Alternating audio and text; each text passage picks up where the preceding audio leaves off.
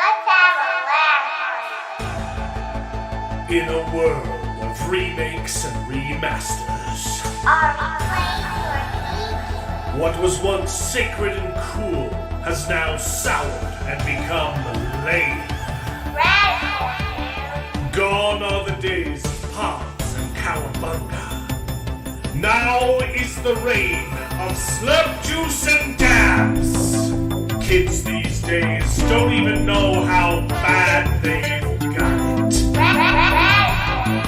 Now it's up to the best generation to rise to the occasion and make a show that dares to go where a lot of other nerdy shows have already gone quite a bit.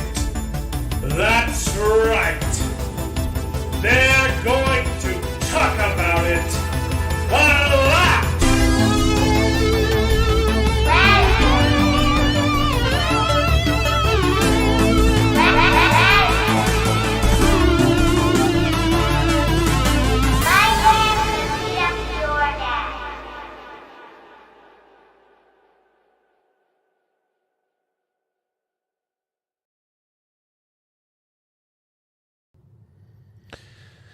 Hello and welcome to the show. Hold on. My mic. There we go. Now I can hear myself. This is oops. Ooh. We are late. Welcome to the show. This is Best Gen, where nerds complain about nerdy things. It's called Best Gen because all of us on the panel. Oops. Did I say panel? My mistake. All of us who are normally on the panel are más o menos from the same generation. We happen to think that it's the best one, not because we as people are better than you, but our movies and entertainment certainly were. So strap on in and prepare to wax nostalgic as I reminisce upon the days of yore while simultaneously complaining about the utter filth that Hollywood keeps churning out of its sledge pipes on a daily basis. How's everybody? Oops. Not how's everybody doing? How's me doing? That's great. I'm doing great. Thanks for asking. I'm doing wonderful. Just got back from vacation from New Mexico and recovering from that and getting back into the swing of things. Oh boy. We've got a show planned for you tonight, and David finally shows up to participate in it. I is here. Sorry, I lost track of time. It's all good. I was out spraying some weeds. Well, at least two other people on the panel had the courtesy to text and tell me they were going to be late. I wasn't planning on being late. Uh-huh. Neither was your wife. That's not an insult, right? Like, no. I said it like it was an insult. But I guess it's news. Ooh, I'm a bit loopy today. I'm a bit tired. I as you guys all know, 2 weeks ago, I sprained my ankle right before we were supposed to go on a trip and help with Charles' wedding. And so I stayed off of it for 2 days before driving down, and then I did not stay off of it for the next week. So it's sore, but it's feeling much better, but probably not as good as it would have been if I would have taken better care of myself. We got lots of stuff to talk about. Holy cow. We've got Silo Season 3. We've got Widow's Bay, which I think most people have finally started watching now that we have Apple TV. We have House of the Dragon, 3 episodes of that. And we have... I thought, wasn't there 4 episodes? I think there's 4 episodes of House of the Dragon. Well, I think I only watched 3 of them. Okay. I'm pretty sure I didn't take notes on. Yeah, there's 4. There's 4. I know there's 4. Shoot. That's Wait, okay. wait. I don't. No. Episode 4 was Tumbleton, right? Yeah. Maybe. Yes. Yeah, I watched all 4. Okay. I watched all 4. All right. Okay. All right. I only watched the first episode of Silo. Same. Oh no, I watched most of the second one, and then my wife. Yeah. Dark Jared caught up, watched season 2, and he watched the first. I know he watched the first episode. He might have watched more. And then we've got the Odyssey. I am out of sorts today, just kind of wallowing in my thoughts. Mm-hmm. I was going to wait to see the Odyssey till next week on Discount Tuesday because that's how much I care about it. But Dark Jared said he was going this weekend. So I caught a late showing last night. And I felt absolutely nothing. And then I watched Silo Season 3, Episode 1 today, and I felt absolute unhindered rage. Yeah, I want to talk to you about that because I've got questions. I haven't read the books. You've read all of them, right? Yes. Okay. I've read all the books. Yeah. We're going to talk about a lot of it. There's some news. I've got. Remind me if I forget to do spoiler tickers because it's been brought to our attention that sometimes we start talking without warning people. But we've got tickers, okay? We got tickers. Nice. See, the spoiler level for the Odyssey is low because it's an ancient tale originally passed down by verbal tradition, oral tradition. That's how you say that. Verbal tradition. And you really should have read / and or listened to it by now. But we'll put those up as we go. And there's tons of news because it's 2 weeks of news. And I was on vacation, so I was on my phone a little bit more, and I was texting myself news articles all 2 weeks. So we got some wonderful people in the chat. We've got me. I'm pretty wonderful.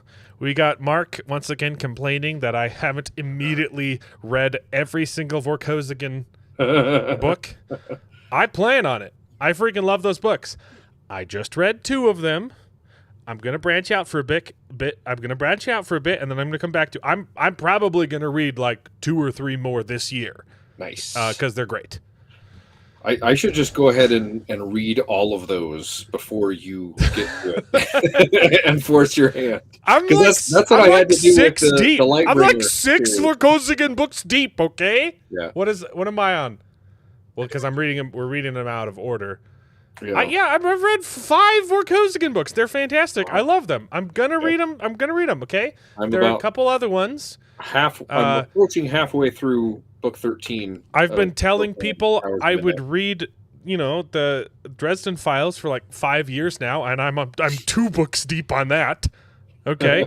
So there's that one. We got The Drawing of the Dark. I think that was. I'm pretty sure that was Salty's pretentious recommendation about. King Arthur or some crap like that, and I need to get back into Discworld. I was originally reading one Discworld in between every other book. I would use Discworld as my palate cleanser, and I realized I haven't read a freaking Discworld book in like a year and a half because I've been busy doing other things. And eventually I'll need to read The Dark Forest if we ever get an announcement for that abomination of a Netflix TV show. So cool your jets, Mark Clark. I will get back to Vorkosigan, and yes, we were very late and very gay, but not as gay as FNT. Mark Clark is our inaugural channel member, and if you want to become a channel member like Mark Clark, he has been a channel member for 45 months. It's only 99 cents. You get wonderful benefits, like you get some emojis that you can use in live chat. It's so fantastic. It's so hot. Everybody's doing it. All the cool kids have channel memberships, and you get to sleep at night knowing that you're helping feed my kids or pay for my tickets to go see the Odyssey. And you get early access to songs and exclusive stuff. Shelf Help Gaming is here Fade on. Don't want spoilers when I'm doing yard work anyway, so just drop in for a minute to say hi. Spoilers. Hey. It'll be a while before we get to spoilers too. So Yep. we need to do better at segmenting spoilers. So yeah, I think we should just do like general vibes of everything that we've watched, like thumbs down, thumbs up. That's what we usually do. Yeah. Well, kind of. We've been segmenting it by show most of the time. Yeah. But I feel like we start off general vibes too, and then we get into more details. Yeah, but we quickly get into more details on the big things, and then on the things that piss me off. Yeah. Yeah. David played video games today. I did. I played some Conan. You were texting about that. Server crashing. Did you see my harem? Nope. David. What? I've amassed a massive harem in Conan Exiles. The building, the big egg. It's a big glass egg. It's not. It's kind of okay. It's on the other side of the lighthouse. I didn't get to that part. It's filled with women. Lost within the labyrinth of everything it's filled with my slave women. Wow. Because I'm sexist. It's a fun game. It's a fun turn off your brain and just do stuff while I'm listening to the news game. So yep, I can't believe how much Mark Clark has. He builds he builds like a maniac, man. It's just like corridors going up and stairs going down and turning on this way. There's like tons of chambers that are just completely empty. I'm like, what is this? Anyway, it's fun. Yeah. It's fun exploring the madhouse castles that Mark is building on the servers. Yeah. Okay. Yeah. We'll reprimand Bearded. What have you seen? You have not watched the Odyssey. You've watched Silo and Hot Nope. D. I watched Silo, Hot D, and I watched the first episode of Widow's Bay. Yeah. So I've been relaying your impressions on Hot D, at least for the first 2 episodes because you haven't been here. You enjoyed the first 2 episodes, which aren't the first 2 episodes. That's the finale of season 2. Episode 3 is the first episode of season 3. Of which Hot D? Of Hot D. Oh, okay, gotcha. Yeah. The first 2 episodes that was supposed to be the end of season 2. The first 2 episodes were pretty banger, aside for some questionable tactics. Yes, David liked them. I thought they were. I thought the first one was okay. I thought the second one was much less okay. Yeah, and because the characters were doing really stupid things. We talked about that last time. I was like, they're like, there's good here, but man, they're doing really stupid things and getting really lucky, and it's because the scriptwriter says that the characters know everything that we know, and you're like, that's not how things work. They just waltz into the castle, right? You're like, so how are you enjoying season 3? Though we've had 2 episodes of season 3. Yeah, so it's been okay. It's the first 2 episodes, which, like you said, was the last ending of the last episode, last season. I thought were pretty good, aside from the tactical things. These episodes felt like they weren't bad, but it was just a whole lot of nothing, just a whole lot of setup, basically. Yeah, it's a lot of setup, and that's fine. That's fine. But just coming off of the action that was in the first 2 episodes, it was just a little bit disappointing. I think I like them a little bit more just because there's less stupid choices. Like, yeah, it's set up, but like there's less sins too. That's and fair. I feel like the first episode is really good setup for the whole season, and then 2 is some really interesting setup with some specific characters, and I really like not Otto Hightower. His nephew, his son, the young Hightower who's doing stuff in Templeton. That's her cousin, Queen Allison's son, cousin, right? No, the little one was here. Okay, I don't like him. I'm talking about the guy in charge. Right. One of the most fascinating characters in the show. Yeah. And he's doing wonderful things. Not good things. Well, not wonderful good, terrible things. But he's very well written. I agree. He's very good. He is a scummy, terrible person. But yeah. I have a hot take on Hot D. I'm doing okay with season 3. Yeah, the costuming is awesome. Like, you can see the money on the screen. Yeah.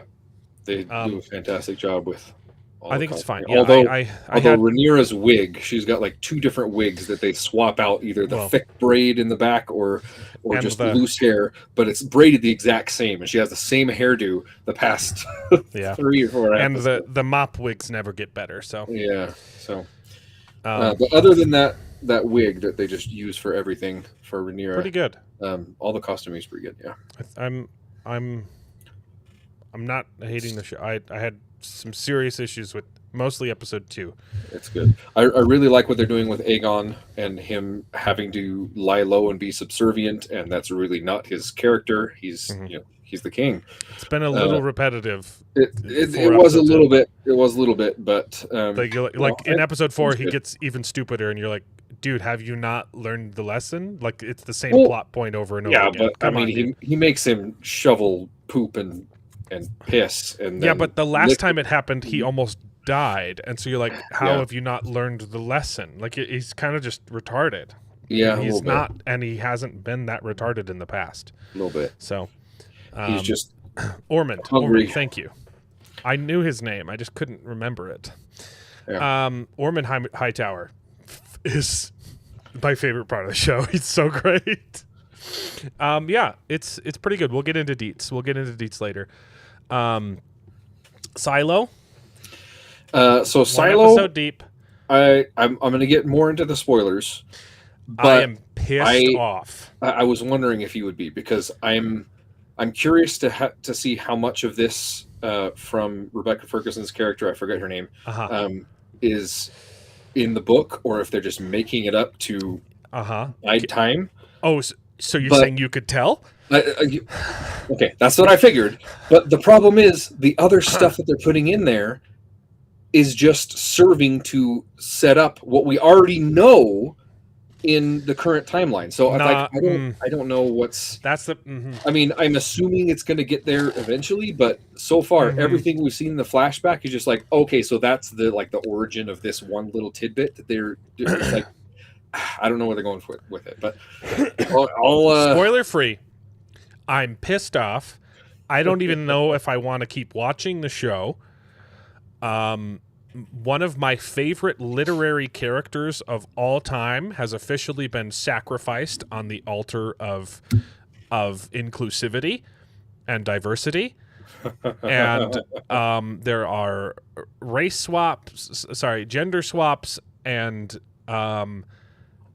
just woke swaps, and I'm Juliet, that's her name. freaking pissed off. Thanks, Sonny.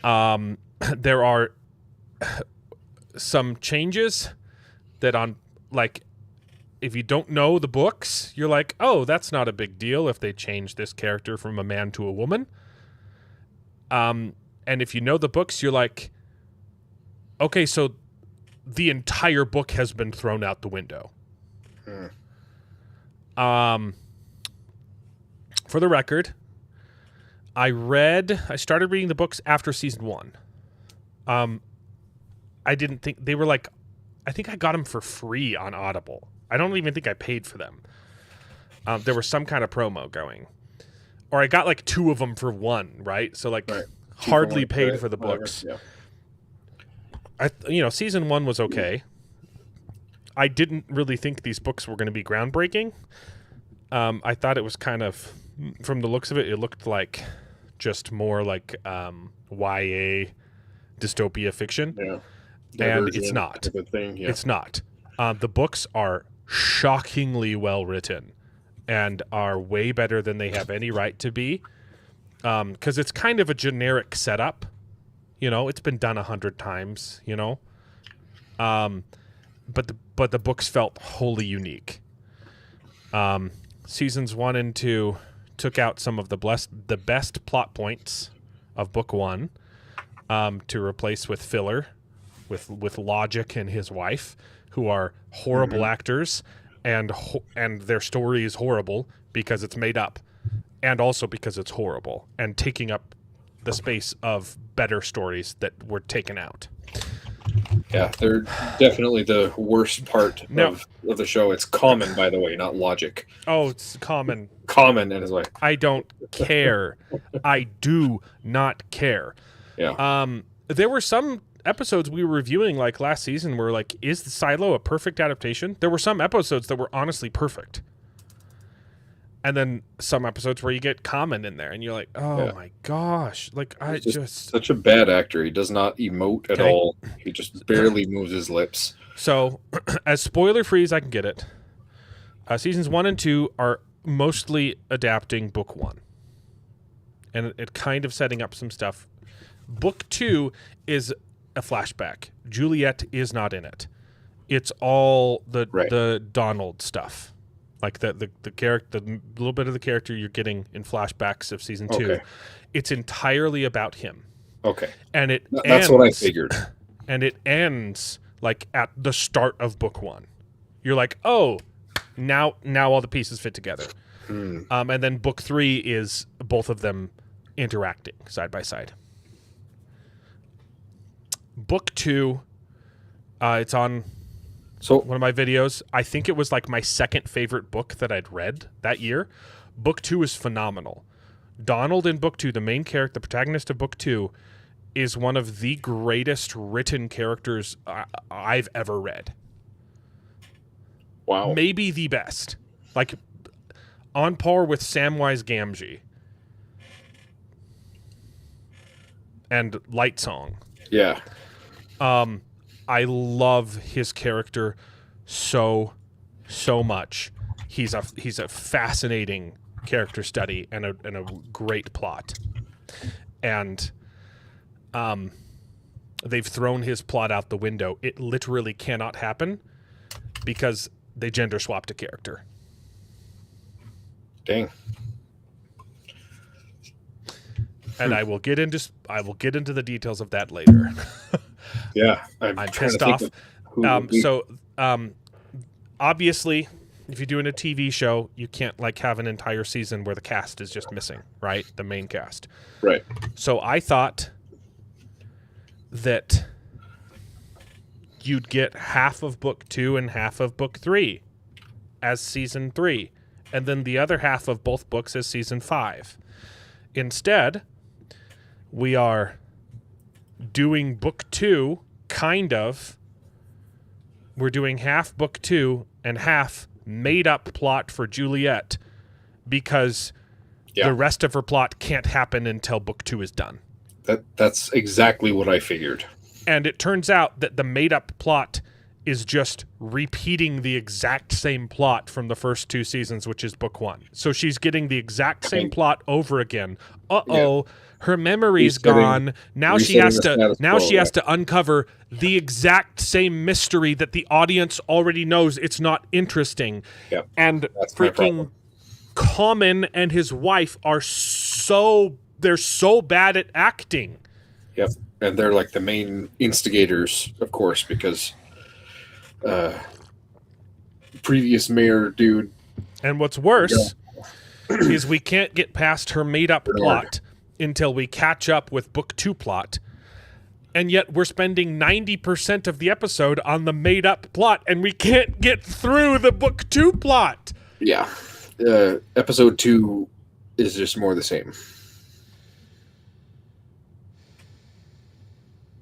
Book 2 jumps between flashbacks. Yeah. And less flashbacks. So it starts with Donald's character in a silo, and it flashes back between his silo stuff and before the silo stuff, which is all you've gotten in the show. So it jumped, and it's so good. It's so freaking good. You should read Shift. Yeah. Hey. Hello there. How's it going, Jared? Going all right. We're talking non-spoilers. Okay. So that's my mostly spoiler-free silo, and then yeah, I was wondering the exact same thing because that's kind of how I felt. Your instincts were right. Yeah, her plot is just made up because they can't do her plot. Stalling and just resetting the status quo just to bite their time until they get back. Juliet's. They literally cannot get to the rest of her plot until we finish book 2 stuff. And so they've made up a plot for her, reset her plot, and it's the exact same plot that we got. It's so lame. So I've only watched the first episode of season 3 so far because I didn't get a chance to today. That's all Alan has catch up on watched. any more of it. I watched 1.5 episodes. Gotcha. I'm upset. Furious. Okay, so that whole thing is just made up, huh? Darn. Yeah. I haven't disliked it, but I have felt like But like, it's okay, this is an repetitive, right? It's interesting- the exact same. Yeah. Oh no, she has to uncover the exact same mystery she already uncovered in the first 2 seasons. Yeah. Yeah, There's kind of, although nothing new. it's more There's of a- nothing new. Yeah, to me, it doesn't bother me as much because it's a little bit more of a amnesia thing rather than a what is this thing? Like we know it. It's kind of got that Right, but how does she solve the amnesia? situational She has irony, to but- solve the same case. But that's the thing. Yeah, that's the thing is we already know everything that she forgot, right? So Right. it's not interesting to us as an audience. And the thing is, so I'd be okay with that if the backstory part was interesting. But so far, the first episode and a half, all the backstory is explaining things that we already know in the main timeline. Because they've had So- 5 seconds of screen time. It doesn't make So, sense. so there's two pieces to that. I think the big thing for me is if it goes on much more than just this first episode, it sounds like it's at least into the second half of the episode, then you're right. Because for an episode, it's probably at least interesting enough to run a like, you know, dramatic irony or whatever the specifics is, where we know and she doesn't, to kind of get us and to kind of catch people up, because it's also been how long since season 2 came out. So a little bit of that would be fine, but if they drag it out for more than a couple of episodes, then that's a problem. Sure, but the thing is that whole thing with the audience knows but the characters doesn't is fine if it already hadn't been revealed in the first place. Yeah. All of this. But that's the thing is that, but that doesn't make sense, because it's the audience won't know if it hasn't been revealed in the first place. So you can't have it so that the audience knows and they don't if it hasn't already been revealed. But it's already been revealed to the characters, and so it's not interesting seeing them. We're getting too far into the revelation weeds. again. Anyway, We're getting too far into the weeds right That's now. fair. But And we'll get again, into more I'm detail. only defending the theory of it, not necessarily the Yeah. execution, because if it goes Yeah. beyond a couple episodes, I agree with you. It ends up being a little bit too much. So far in the first episode and a half, it's not bad. yeah.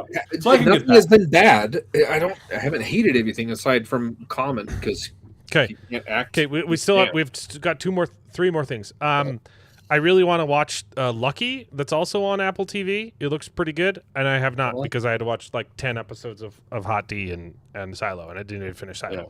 But Lucky looks good. It's like a con artist thing. Wasn't and, there another show? Yeah, and too I that haven't you caught said- up on Yeah, Widow's Shrinking. Bay. It sounds like you watched I know. Shrinking. There's Widow's Bay. I watched the first episode of that. Widow's It was Bay? pretty good. I finished really it. like that. It's a freaking masterpiece. Great. Widow's Bay is phenomenal, and it's already been renewed for season 2. I can't wait. I liked holy it. cow! Watch Widow's Bay. My only complaint with the first episode so far is it doesn't really know what it's trying to be. It's kind of No, it's yes, kind it of does, trying- David. well- Yes, it does. Widow's I Bay don't knows exactly what it wants to be. It- Episode it may 1 be- just eases you into it. I was going to say, it may not necessarily But- be the way I that don't you're know. expecting it to go, because it does kind of have, like, it's playing with a couple of different things there, but that's very much what it's trying doesn't to want do. to No. show all of its cards yet. It absolutely knows exactly what it wants to be. okay. Well, we'll get into more of it in the spoilers, but there's a couple Okay. decisions that were made in the first episode alone. They're like, okay, that doesn't really Yes, it make does. sense. Yes, it does. Okay, all right, whatever. I'll Widow's trust Bay's that. great. I will say I will- episode 4 is where it really does click. Episode that's 3 the and episode thing 4 you is where said. it clicks. That's the same Yeah. thing my brother said. So Well, no, I well, will keep watching it episode 'cause it was good. I did episode enjoy 3 it. is like, okay, I get what pretty we're good. doing, and then episode And it 4 lays is some like, groundwork for episode 4. oh boy, I like. See, episode 3 says, I know what we're doing, and episode 4 says, I really like what we're doing. nice. I liked episode 1. It just Yeah. it has good. the same I will issues. say, I'm not- There's another show called Paranormal Real Estate, or so. What was that called? It was a real estate show. There was paranormal things. David, that's an episode of Nathan what for the hell? you. No, it's a real show. I think you're confused. That's Nathan an for episode. you's not a That's real show? Nathan What? for you. That's the paranormal real estate agent who gets like a priest to go and like bless the houses she's selling. It's so good. What the hell is it called? It sounds like you watched Shrinking already. Yeah, I watched that after I sprained my ankle, and I had like a whole day. Yeah. I watched Shrinking. Highly disappointed in season 3. Yeah, Highly let down. Like it was more of the stupid. Like I've said on record, season 2's got some good stuff in it, but most of the season gets lost in the weeds. Season 3 gets even further lost in the weeds. What's good about season 3 is Michael J. Fox is fantastic. He's in 2 scenes. That's disappointing. Colby Smuthers is fantastic, and she's also in like 3 scenes. She's in the very beginning, and then the entire season sidelines her, and they bring her back in the end. And the season just felt pointless. I was so disappointed. It felt goofy, like it lost all of its charm. They were trying way too hard, and it came off cringe instead of endearing. I really liked this show, and it's, I think, like a harder turn than maybe about the same turn as like season 3 Ted Lasso bad. I kind of expect that, and that won't bother me nearly as much. Oh, what happened to David? Like Harrison Ford is still fantastic, and like his performance is great, and Jason Segel. Yeah, not Sudeikis, Segel. Yeah, right. Seagal. Yep. Seagal. Steven Seagal. No, I think Jason. I think it's Jason Segel. Oh, right. Yes. Sorry. His performance is great, but the plot is retarded. I don't think that I'll mind it as much as you did. I will also say, just to finish up on Widow's Bay, to flip the opposite side, I'm not as crazy about it as Alan is, but I did like it, and I think it's very good. Yeah, I did like it. No I enjoyed myself, it. but it falls in the same issue. The show that I was comparing it to is Surreal Estate. They're paranormal investigators that de-haunt houses and then sell them on the that's market, just an episode of Nathan for You. But I love it. Nathan, but for you, that's just an episode. This is a whole show about it. So. And it's the same sort of vibes as Dresden Files. It's like if they gave Nathan Fielder an entire show to just mess with people's minds. Oh, wait, they did that. He learned how to fly planes. My point is, a lot of these shows don't really know how to toe the line between, hey, are we going to be a serious thing or are we going to be funny? And I get it. I like it. I like what they're doing. No. Sometimes they don't. It's a really well balanced show. Logistics don't quite work out when you. I don't know. I think you'll land somewhere closer to me where I think you'll still continue to enjoy it. It won't get worse about that. It'll get better about that. But it may not get all the way where you want it to be with that. I think I can feel you on that. Yeah. We'll go more into spoilers about some of my. Yeah. Was there anything else you guys talked about before I got on? David, just wait until you get to the Friday the 13th episode. I enjoyed myself. Was a good one. I really liked the laughing like so freaking funny, and also my wife was terrified, but also laughing so hard. Yeah.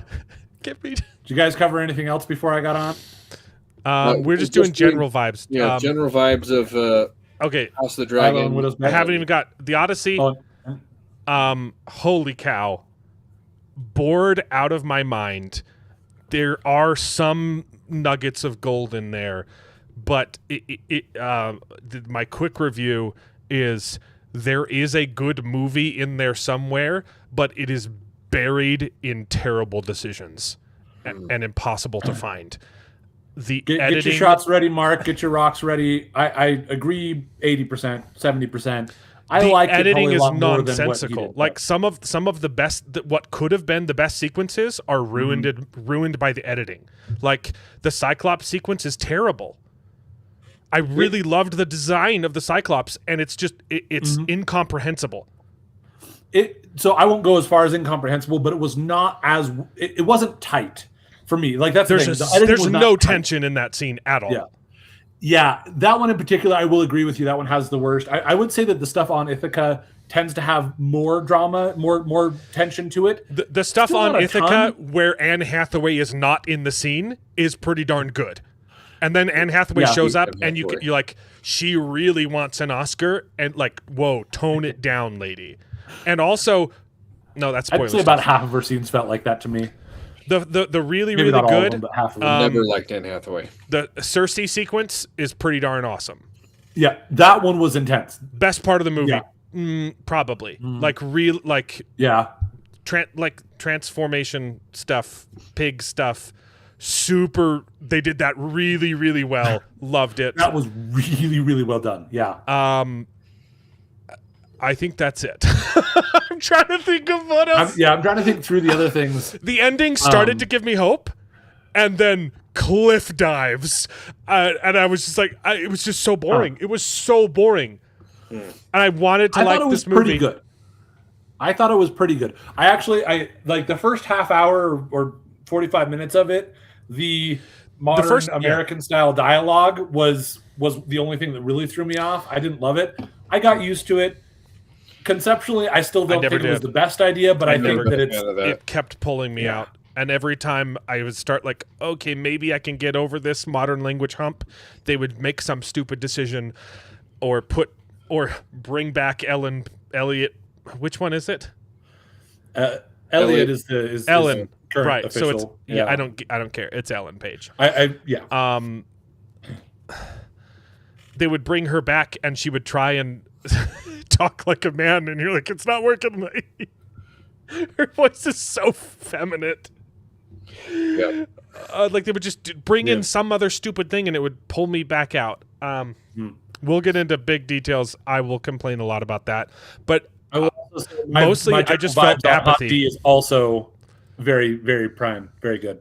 yeah, I'm very much liking See, it. normies are really they're liking it. steering clear of what my fears have been so far. The last two episodes have been an improvement. Well, like not as exciting, but like there really weren't any just glaring Yeah. logic errors. So like it's pretty good. Right. There are some changes. They're doing a lot of stuff out of order, and it's probably fine. Yeah. We'll see. There's a couple things, I've watched some of the like recaps and kind of comparisons. What's going right Ellen and wrong. Page is the bravest warrior Odysseus has ever seen. So much so that he pretends to be him when he goes back home. kind of, sort of. That's just the name. That's just the name that he uses. Is that character's name? But yes, Oh, So that's the general vibes. There's a little bit of news. Should we do news? sure. let's do news. Praise be, God is good. Hallelujah. We're hopefully getting rid of daylight savings time. Oh, I mean, this has and been 80% of the way there for the past like 10 years. I mean- Bipartisan for the most part. that's fantastic. I I bet think you the one of only these. thing- Oh no, Rand Paul is independent, right? He's not a Republican. I think. Who's the one independent we Not have? sure. It's got to be Rand Paul, right? I was like, I thought he'd Probably. vote nay just because that's what he does. I will say, I mean, I'm mostly happy with just not having to change the clocks. And I heard arguments for preferring to keep to the daylight time, but I also heard things saying it's better to switch to the other time. So I don't know. I do agree with though. look- It's nice to not have to be changing. I don't care which one we stick with. I used to care. I don't care anymore. Just end it. It's done. What You we know, should and do. also if we do just end it, then it's easier to say, you know what? It turns out the other one's better. We're going to switch to the other one just this one time, so that we stick to just the one. You know, No, it's just have a set time and just Yep. local communities decide when school starts. That's it. That's all you need to do. Yep. yep. Problem solved. Hooray. I've made jokes like I am a single issue voter, and I will vote for anyone who will get rid of daylight savings time. Yep. I think I'm like, if I ever run for office, my platform will just be getting rid of daylight savings time. Maybe you won't be able to run anymore now. Yeah. Okay. This is I checked this too. This is real. Netflix has added Gone with the Wind to their catalog. That's the word I was looking for. And the description for the movie in the Netflix app is such. A 1939 American Civil War epic known for its racism. Huh. To learn more about Black lives in America, search Black Lives Matter. Huh? Oh, man. I mean, it'd be nice if it gave a little bit more description of the movie. I'm before sorry. it tried to say anything about that, but Frankly, Netflix, I don't give a damn. Well said. Well said. Okay. I just don't watch trailers anymore. Yeah. But I did see the trailer for Spider-Man in Odyssey was actually pretty good. And I have not been excited for this movie. Yeah, the trailer looked okay. All the trailers are focusing on Zendaya and the Punisher. not all of them, but a good, and, good chunk of them. Yeah. and the Hulk. I'm like, I don't. They seem to be in this movie a lot more than I want them to be. But they posted this for like No Way Home, and it just makes me sick inside. This is a scene where Peter Parker and his friend, who's definitely not Green Goblin, shake hands. It'd be Hobgoblin, actually. Hobgoblin, yep. That's what I meant to say. I'm muting the what they're saying is not important, and I'm the only one who can hear it. They shake hands. That's the scene. Guess how much money this scene cost? At least $2 billion because they had to film it like this. What the hell? Huh. It's just shaking hands. Like, that could have been a volume. Shoot that on the volume. Like, Ned what the hell? is a digi-double, dude. That's insane. Why? Because That's such a weird. the suit had to be done with CGI. Which you should be able to layer that over a motion capture suit. Hollywood is retarded, guys. Wow. Yeah. That's all that was. This is real. Verified. Blue Beetle? Apparently. Blue Beetle is back. He's part of the new. He's going to be in the new Superman movie. But we definitely. Your couldn't- 3D printer has something to say about that, David. Yeah, we definitely. Yeah, it's couldn't- angry. It's calibrating. We definitely couldn't keep Henry Cavill because that would just be too confusing. Yeah. James To Gunn be is fair, a dirty liar. He is much more involved with the old movies that they want to move away from, whereas Blue Beetle was in a single movie that didn't have any connections to anything else. Sure. Just be honest then. David, what the heck? What are all the boxes behind you? I forgot to ask. Oops. Sorry. That's all 3D printer filament. There was a sale. So I got a lot. There's more. There's another row. Oh, gosh. Yeah. It was all on sale. That's a so, lot of filament. Yeah. Okay. Yep. That is a choice. Yeah. Honestly, Blue Beetle was a better movie than The Odyssey. I would watch that again first. I still haven't seen that. Can we? It was okay. It was fun. I had fun with it.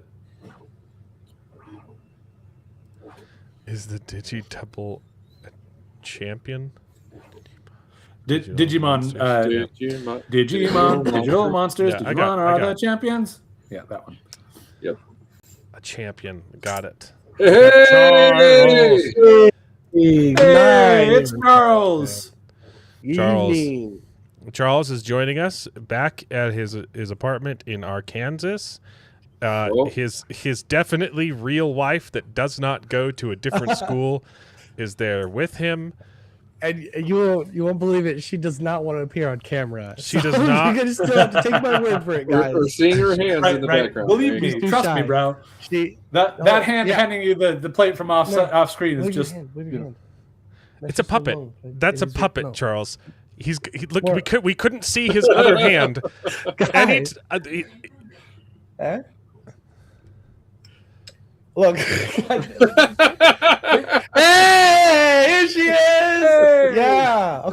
okay. She was feeling self-conscious because we just got at the long car ride, and she was feeling Unprepared. unprepared. She's beautiful, but she will never admit. She will never accept it. Charles, I'm never so forget to tell her. disappointed in you. As women do. I What? try really Why? hard to make sure that the regular panel on the show is diverse, and you were supposed to be our resident racist. You have let me tell you. Oh, I didn't get a stinger. He'll come back. It's probably his internet. I had it ready. That was the next joke. I got his stinger ready. Anyway. All the Bennett boys. Oh, I mean, there's only one of the two Bennett boys that are on screen right now, so yeah. You've never seen the other Bennett boy. They met at band camp in Canada. No, they met in Brazil. But yeah, the wedding was fun. Oh, You know what? Did I freeze there? Charles doesn't get the stinger. I made you I'm a back. stinger. I made I a don't know. stinger. I Yeah. made you a stinger just for you. I put in so much work. It was a unique stinger. No one has ever seen it before. Yeah? Especially for you, and you don't Unique. get it anymore. Okay? Oh no, my browser crashed. It wasn't. This me. was It wasn't gonna the be internet. your wedding present, but I'm not gonna play it for you. I'm gonna play it for me. I'm gonna play it for me because I spent last week at your wedding, and weddings get my wife riled up. So this stinger's for me. Congratulations!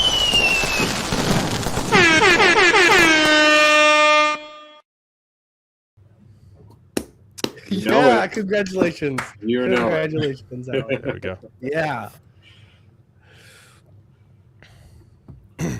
No, phenomenal. That's all I have to say. Is Yes. worth the wait. You're welcome, Martina. I really not appreciate overrated whatsoever. getting married. You got it. Got it. Both. Okay. Both. Yeah, gotcha. Well, She's yes, laughing in the I background. really appreciate that Jared got the show demonetized by singing the Digimon theme song. Speaking of demonetized, Amazon MGM has been slow rolling content claims on my 4-year-old Rings of Power season 1 videos, not season 2. They'll claim a video, I'll appeal it, they'll reject the appeal, I'll dispute it, and then okay, fine, we don't want to sue you. Because they have no legal standing. They've done it on 3 videos now. And so we're going to be getting season 3 trailer very soon. Pretty soon. That's what that's about. I'm surprised we haven't gotten it yet. Yeah, Because it's been like I a still month. need to catch It's up on been like a season 2. I never month got of through them demonetizing my videos. And in more news, I sent my first takedown request.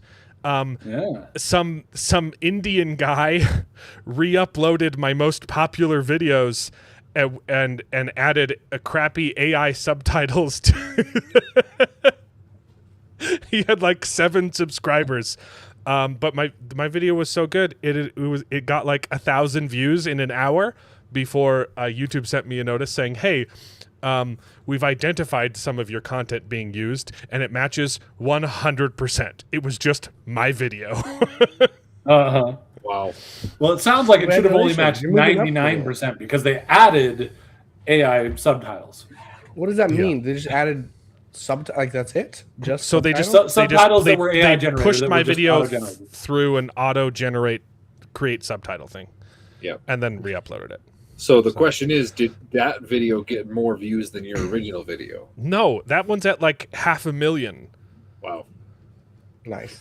Which it's ironic because 90% of that video is just Brandon Sanderson. Oh yes, I know. But the video. I took he was an hour-long conversation. He's very long-winded, and I chopped up just the tiny relevant bits into like 30 seconds of him talking, and then I added a bunch of memes on the end. It was fair use. Okay, You did transformative content. it was You very transformed transformative. I made it watchable. Yeah. He could not That get was to a the good one. point. Mark Clark, thank you so much for the $1.99. How long until Charles disappoints his mother? Well, he still hasn't given her grandkids. So I have not. So We we'll were see. joking about Although that on she the has- Discord a little bit, and you were saying, "Oh, I guess we can't say that about Charles." I was like, "I don't know. It's too early to say." But I didn't want that to potentially turn a very dark direction. I'm hoping that that it works out for you. well, it's now Yeah. it's now a 3-way race to see who has kids first. So Heck yeah. We've had a little conversation. She does want to wait a little bit, so we'll see. That's good. That's between you guys, not to pry anything like that. But more power to you. Heck yeah, for sure. I'm excited. it was about fun. that. It was a fun wedding. Ah,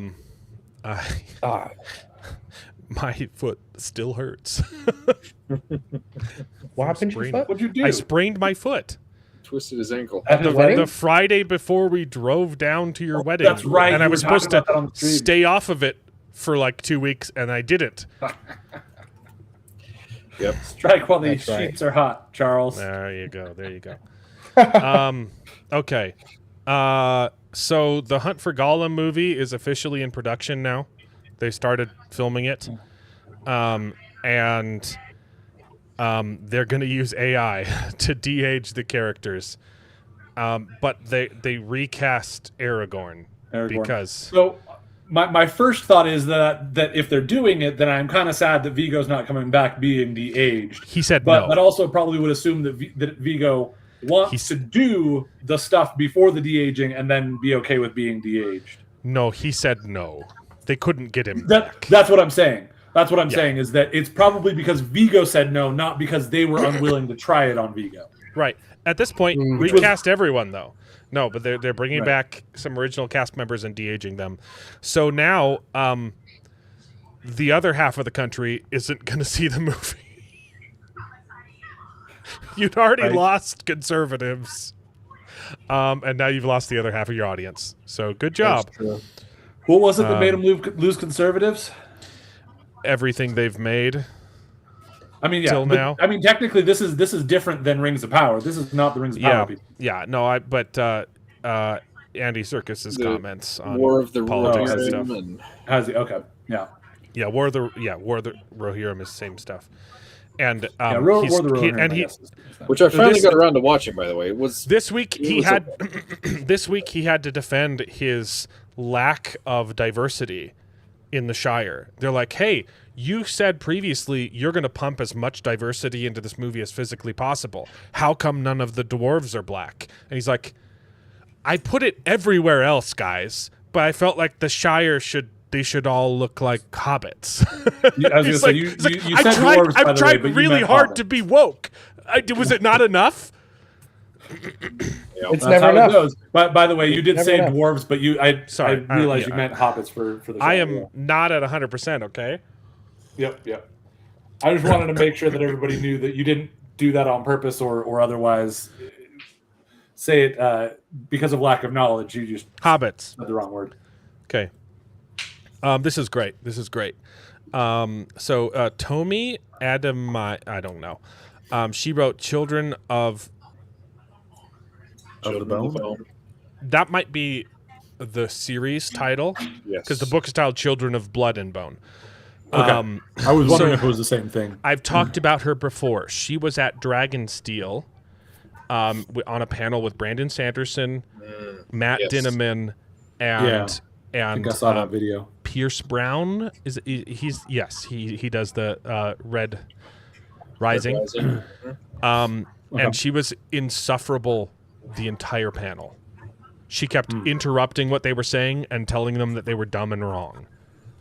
It was I don't remember that. crazy how insulting she was. Like, you could tell. And she's only written this book. Like, it's a trilogy, right? Her first book was immediately published because she's black, and it's about black people, right? It's a diverse. She's literally a diversity hire, and she was sitting on a panel with people who had to fight and scrape their way to the top, and telling them that they were idiots and wrong. Also, her first book is immediately optioned for a film, and it is falling apart because she hired Amanda Steinberg, as the main character. Is it Stenberg or whatever? Stenberg, whatever. Yeah. We're big fans of Something like her. that. That's right. We're big fans of her. I don't recognize who that is. Who's that again? So she made Discourse, the rap song, saying we were all racist for not Is that liking the her Acolyte performance chick? in the Acolyte. Yes. Yeah, that's the one. Yep. And see, yeah, so okay, here's what yeah. happened. Tomi Adamami, Toma Adamami saw my response to Oh, really? Discourse, Yeah. and decided, yikes, he totally dunked on Amanda Steinberg, and now she doesn't like Amanda Steinberg because of my video. And they had a falling out. They won't talk to each other, and she's completely she wrote the script. She hired Amanda she cast her. She had almost full control, and now the entire set turned on the author, probably because of this woman, who destroys everything she touches. There's a script. This is the author saying, "I never want to talk to you again." Couldn't have happened to a better person. This makes me really happy. They also released a bunch of stills from the movie, and it looks so bad. But Dresden's winning. Yeah, it looks like it. Looks like I have to finally get back to Dresden after like 2 years. Yeah, I'm several years removed from it. I need to get back to it as well. Okay. The Acolyte. Okay, so that's news. We got an official. I don't care. It's more. so It's bad. not actually an official poster, but it's official looks at the characters. Yeah, it was like, hey, yeah, this is yeah. I don't care. This looks like an official poster. The posters are terrible.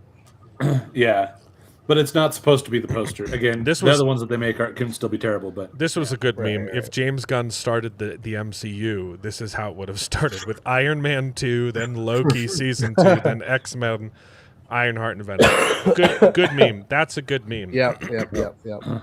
Okay, quick news. Dexter Soul Ansel, our favorite human being on the planet, who plays Egg in Duncan Egg, Yes. just got nominated for the Emmys, and he recorded a video of watching them announce, and his first response is, "I'm gonna meet Zendai," and one of his friends asks if he can kiss her. Oh my gosh. That's amazing. Oh my God. This little boy is a national treasure. He needs Sir Duncan as a full-time bodyguard to protect him against Hollywood. yeah, Please Yes. do not ruin this boy, because he's protect so him at all great. costs. Really? Oh my goodness. That's a big concern. We have I haven't watched any of these trailers because I don't need to. I'm going to watch the shows. In September, we are going to have dueling Hey, Richie. shoot, what's his name? Guy Ritchie? Ritchie. We're going to have Said it. They've gotcha. dueling Guy Ritchie crime dramas on Netflix and Paramount. So I guess they won't be dueling because Netflix drops the entire season of The Gentleman season 2, and then a week later, Mobland season 2 is going to drop weekly on Paramount. Yeah, I like both of these shows. So- I like The Gentleman more. I need to watch the original Gentleman movie and then the first season of The Gentleman. Maybe I'll try to see if I can get on that and start reporting in preparation. The Gentleman's just Give so you my fun. reactions leading up to it. What are you doing, David? What's going on? Yeah, so that's that.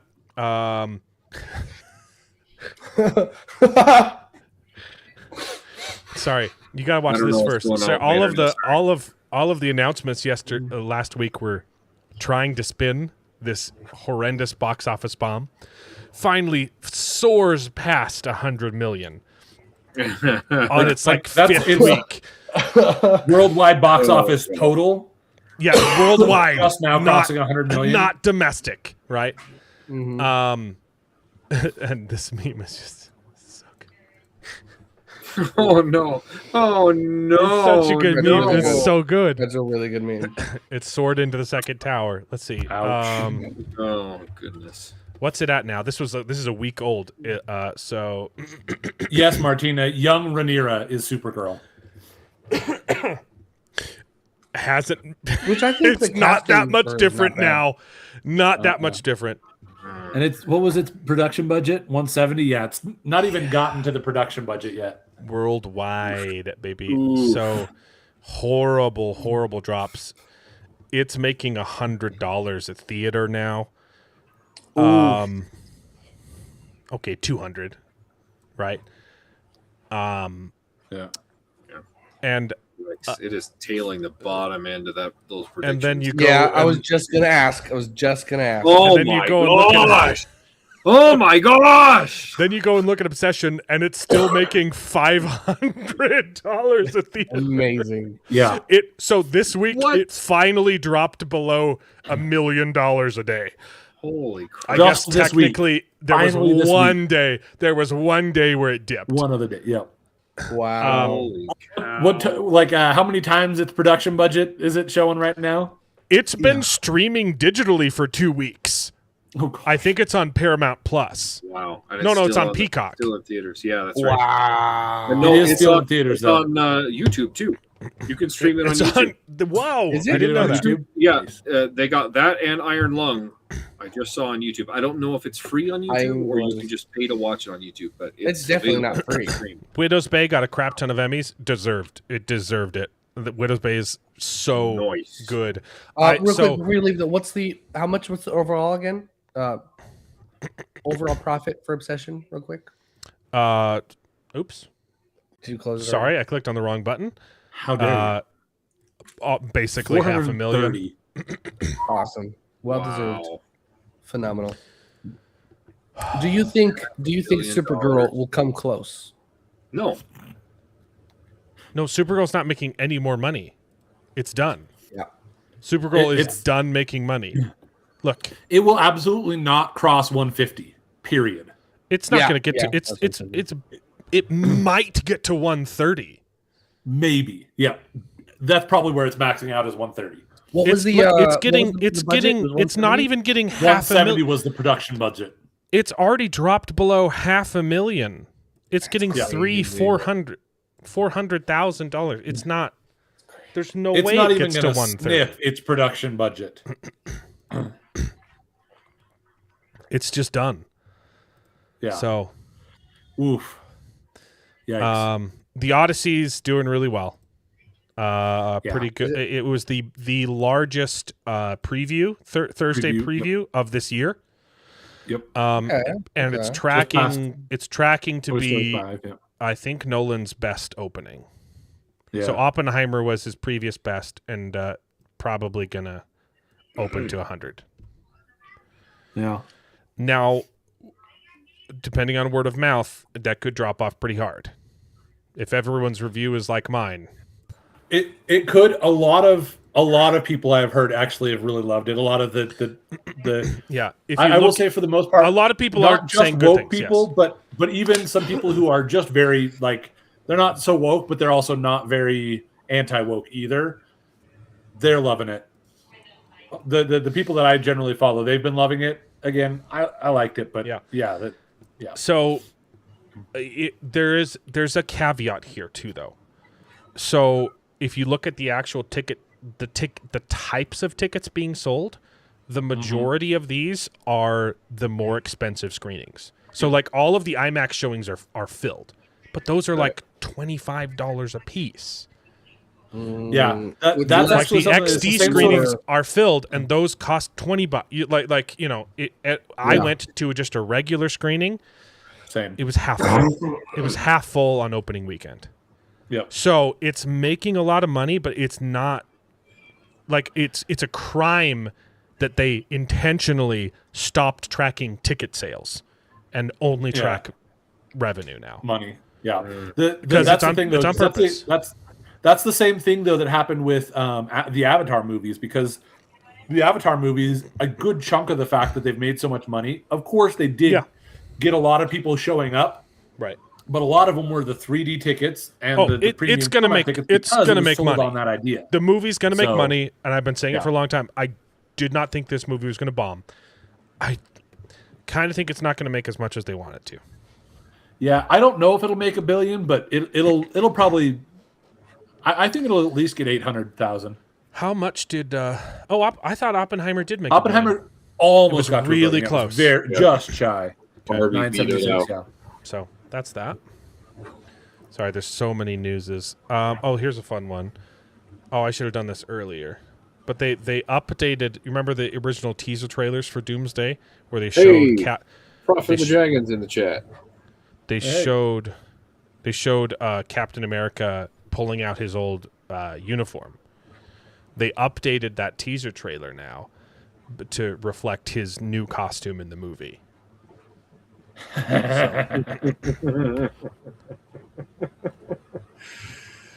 Oh, international sales were not great. Yeah, it's I would eat my hat if the movie loses money. Oh yeah, But I don't think it's going to make as much as they want it to. So that's my prediction. Yeah, I still think it'll come in at least 800. Yeah, no, I agree. Yeah, Yep. I still right. would like the metric. Yeah. That's absolutely the reason you brought up that point, because that'll absolutely be the thing. I was so bored. And Yeah, I definitely see that. I So thought it was I okay. stepped away for a second. I agree.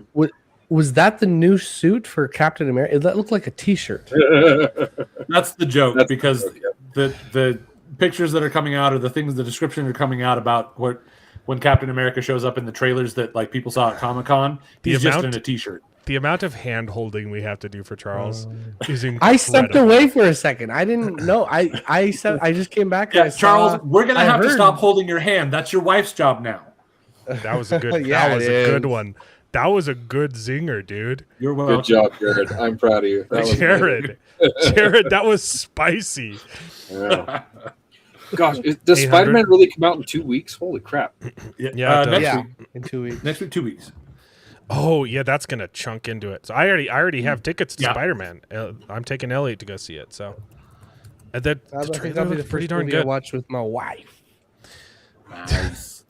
I haven't seen the latest okay. trailer, but the first couple teasers and trailer have had a lot Yeah, more. I've liked a lot of the teasers. I I'm to the point haven't, where I'm not seeking them out anymore, but I haven't really liked the trailers.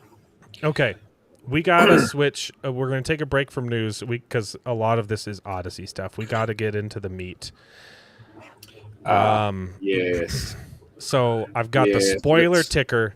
I am going to spoil this movie, but there's nothing to nice spoil because Yeah. it's well, The okay. Odyssey.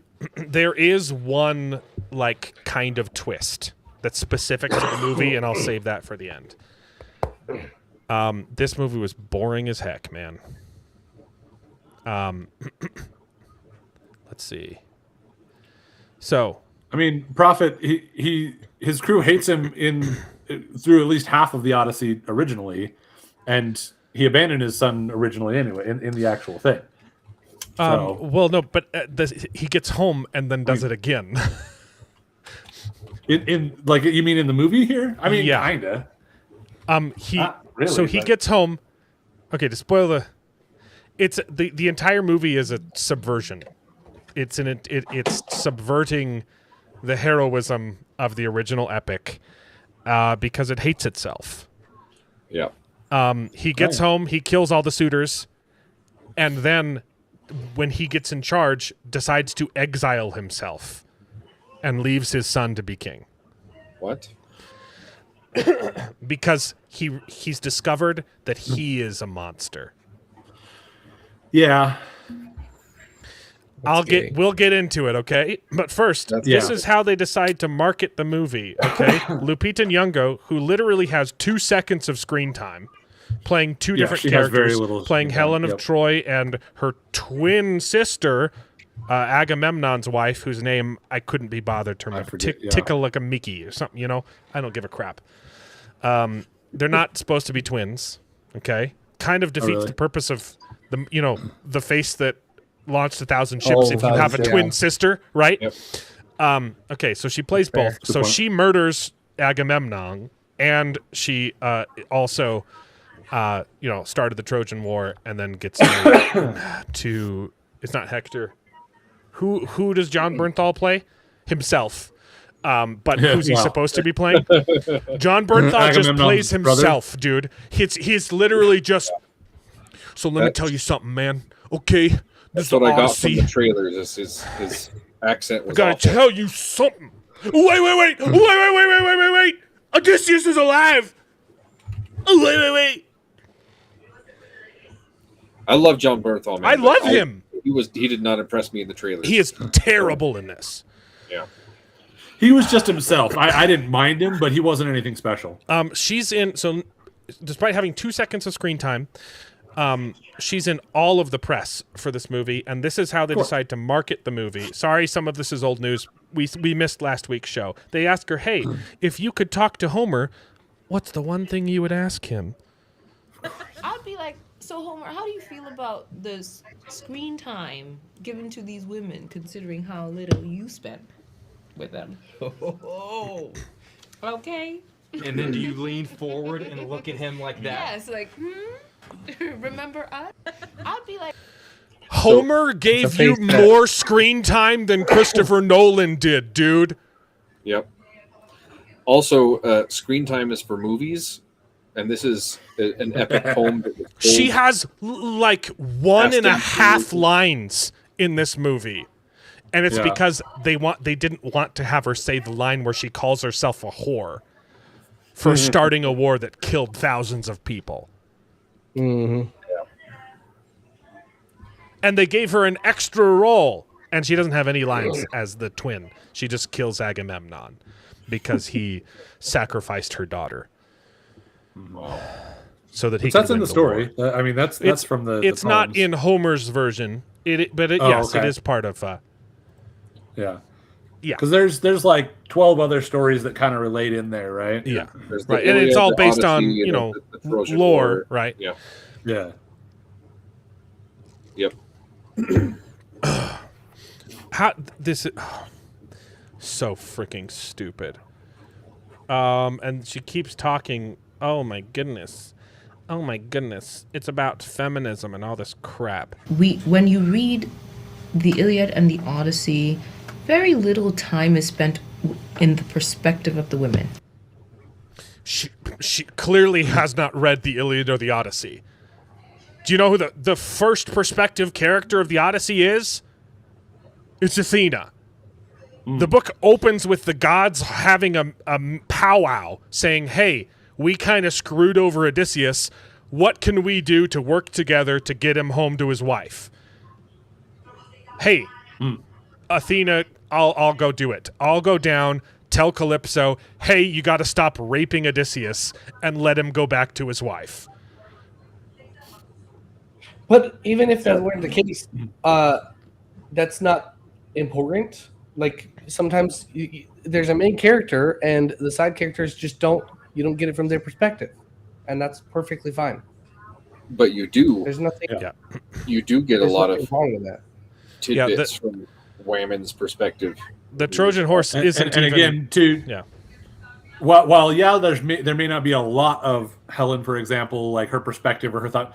To Alan's point, you get more of it in the actual Homer, Iliad, and Odyssey than you do in this movie. So Yeah. That's a technicality. The Iliad doesn't even get to the Trojan horse. It ends with Hector's death, right? So it doesn't even get to Achilles dying, but that's covered in the Aeneid. Yes. in the Iliad, The Aeneid, the Iliad stops. that's it's covered and then, in the Iliad. and then the It's not Odyssey in the Iliad. kind of jumps It's been a forward long time since to. I've read those. So and it I've never read actually it. covers Yeah, the Trojan whore part. Trojan whore. Yes. Yeah. The Trojan Hall. Hey, Hell, that'll open doors. When you That'll need to get say some one people thing to and open you say doors. your mother. Whoa. Nice. I got some Nice. graphic Yeah, novels. people looking. as Yeah, well. because honestly, the movie kind of doesn't say like, no, this is her twin.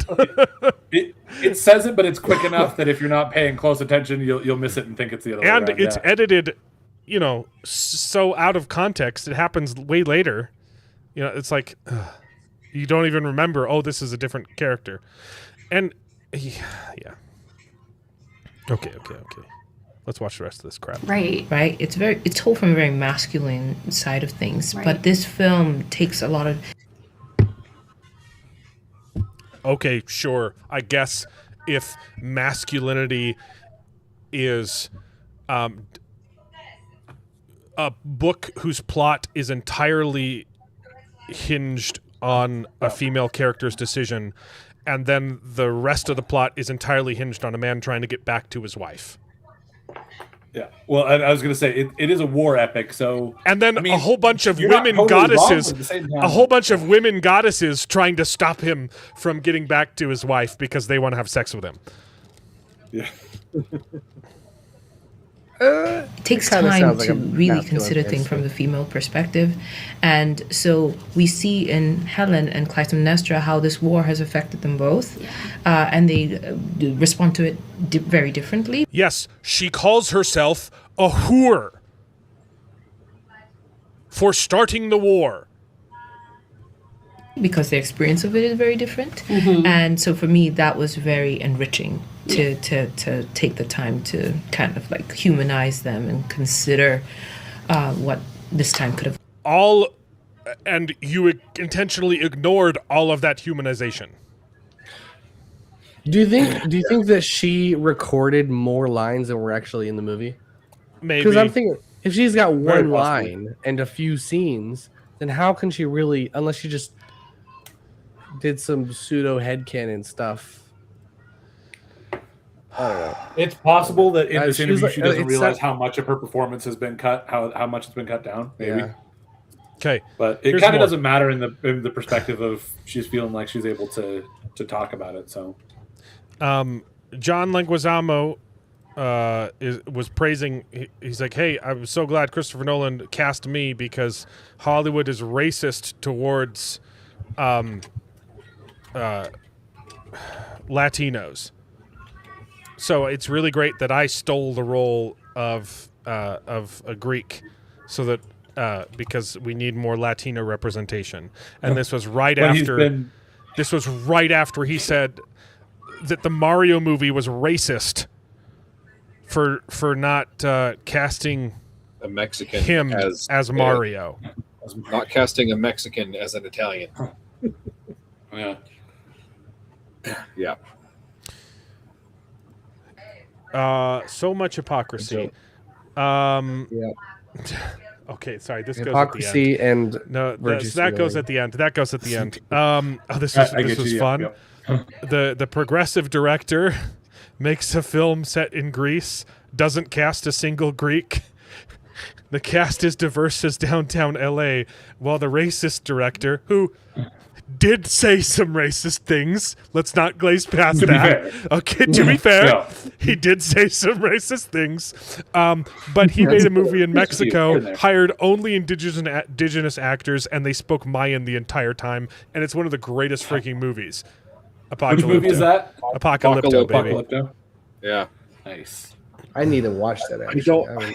I don't remember anything about that movie except the woman gives birth in a pit of water filling up. So good. It's such a good That was, movie, that man. was an amazing scene. It was like, holy crap. watch More that. memes. You sent me this. We've already covered this, though, David. Was there anything What you is it? wanted to see No, in particular? I didn't know anything about it. I didn't read the article. She literally said her entire intention with translating the book was to make it gay. Feminist, yeah. I'm paraphrasing. Yep. This happens later. Does she give more screen time to the women in her translation? No, she just makes all the men gay. She casts the That's men kind in a of horrible light and makes She them the she villain. took out the line where Helen calls herself a whore too. So according to IGN, the Odyssey is just as good as the Marvels and She-Hulk, but not as good as Willow. So, Not as good as Right. Willow. yeah, Willow's Oh a 9. my gosh! Willow's a 9. Oh So- my gosh! They really gave Willow a 9. Honestly, I think this movie Oh fits my perfectly in between those two things. I was So, gonna say this is out of 10, right? yeah. I mean, I think I liked this a little bit better than Willow and a little bit better than She-Hulk. A little bit least. I wetter don't than know. Willow. Holy crap! Willow was a disaster. And remember, I didn't This is hate the Willow Willow as much TV as you guys show. did, but I agree with you that it was not very well done. was And same thing with so- She-Hulk. There were a was couple things so I kind of liked YA. out of it, but a lot of really bad things. Yeah, the Marvels Mark. I didn't hate either, but I did see the memes. I thought I brought some of them up, but some of them might have been repetitive of things I already had shown. I'll see if I can bring them up later. And it's just a lot They of were text. they were very funny memes of Ellen Page being small. And holy cow, Ellen Page is so small in this movie. Yeah. She's on screen, and she looks not much. She literally waddles into frame. She's in full armor, and she's like, she has to have her arms out. And they literally did the meme. They did. Nope. Spoilers. They did this. Look. Look. Remember we watched this earlier, The where AI, they did yeah. the Troy thing, but she immediately gets speared. This is the first scene in the movie, guys. She waddles into frame. Oh my goodness. This is the actual movie, guys, and this is not edited. The AI garbage looks better. They didn't edit this for time. This is I wouldn't go that exactly far. how the scene plays out. She waddles into frame and then immediately dies. I mean, come on, look. What Oh, is wait. that? Look at those arms. Like yes, the real arms in the real movie aren't muscular and huge, but the arms in the AI version are literally much worse. yeah, it's exaggerated, but They don't look look at her the run. army. The army actually looks decent. or the Horses- AI, yeah. Horses look way better in the AI than the horses, right? Keep no, going. this is David. Well, there's no David, horses David, in the real one right here. David, this isn't top- AI. yeah. This is from Troy. They just Oh. replaced Achilles, played by okay. Brad Pitt, with the rest of this Gotcha. is real. They just Gotcha. swapped the character. I'm just saying, Yeah. in the real movie, look, those horses look awful, and whatever the heck is behind her, what is that the Trojan horse? It, or That's- it something? doesn't That's look the that Trojan bad. horse. This is color altered because it's like filmed on a phone or whatever from the screen, Okay, so it doesn't look that gotcha. bad. Yeah, it's a screen Yeah. grab from a phone. Okay. Yeah. Yeah, she waddles. Look at that run, though. Look at that. Yep. She's running down the sand dunes, and That's not the run And of then a Matt warrior. Damon shows up and says, "He was the bravest warrior I have ever known." So Yeah. they did a bamboozle. It was Well, I mean, originally to have that physique and to run into battle like that, I would have to. It'd be agree pretty with brave. it. Pretty brave. That's damn not brave. bravery. That's just dumb. it's brave. It's Bravery she's brave. is when you're smart and you Beautiful and overcome your brave. fear. Oh wait, She's no, Just that's dumb. She's brave because she volunteers to die. They leave her Yeah. behind to gift to the horse and knows she's probably going to Oh. die. So she was brave. But there was another reason. I didn't mind it in the movie. It was beginning. fine. Yeah. It was fine. Her performance was not. It was terrible, but Yeah. she's barely. To So the to me, that's bamboozle what- was.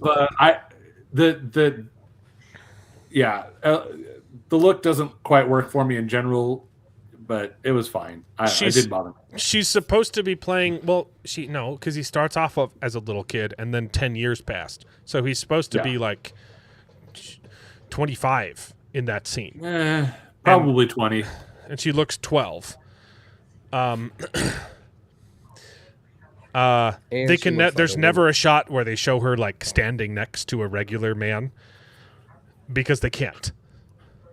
So they did a bamboozle though. The original rumors were, "Hey, Ellen Page has been cast, and she's going to play Achilles," which is crazy. That was the That's where all rumors the that went memes around. came, and then turns out that wasn't the truth. She's playing Sinon. Who's Sinon? Well, he's not in the Odyssey.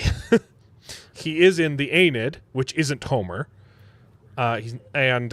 He is the person he pretends to.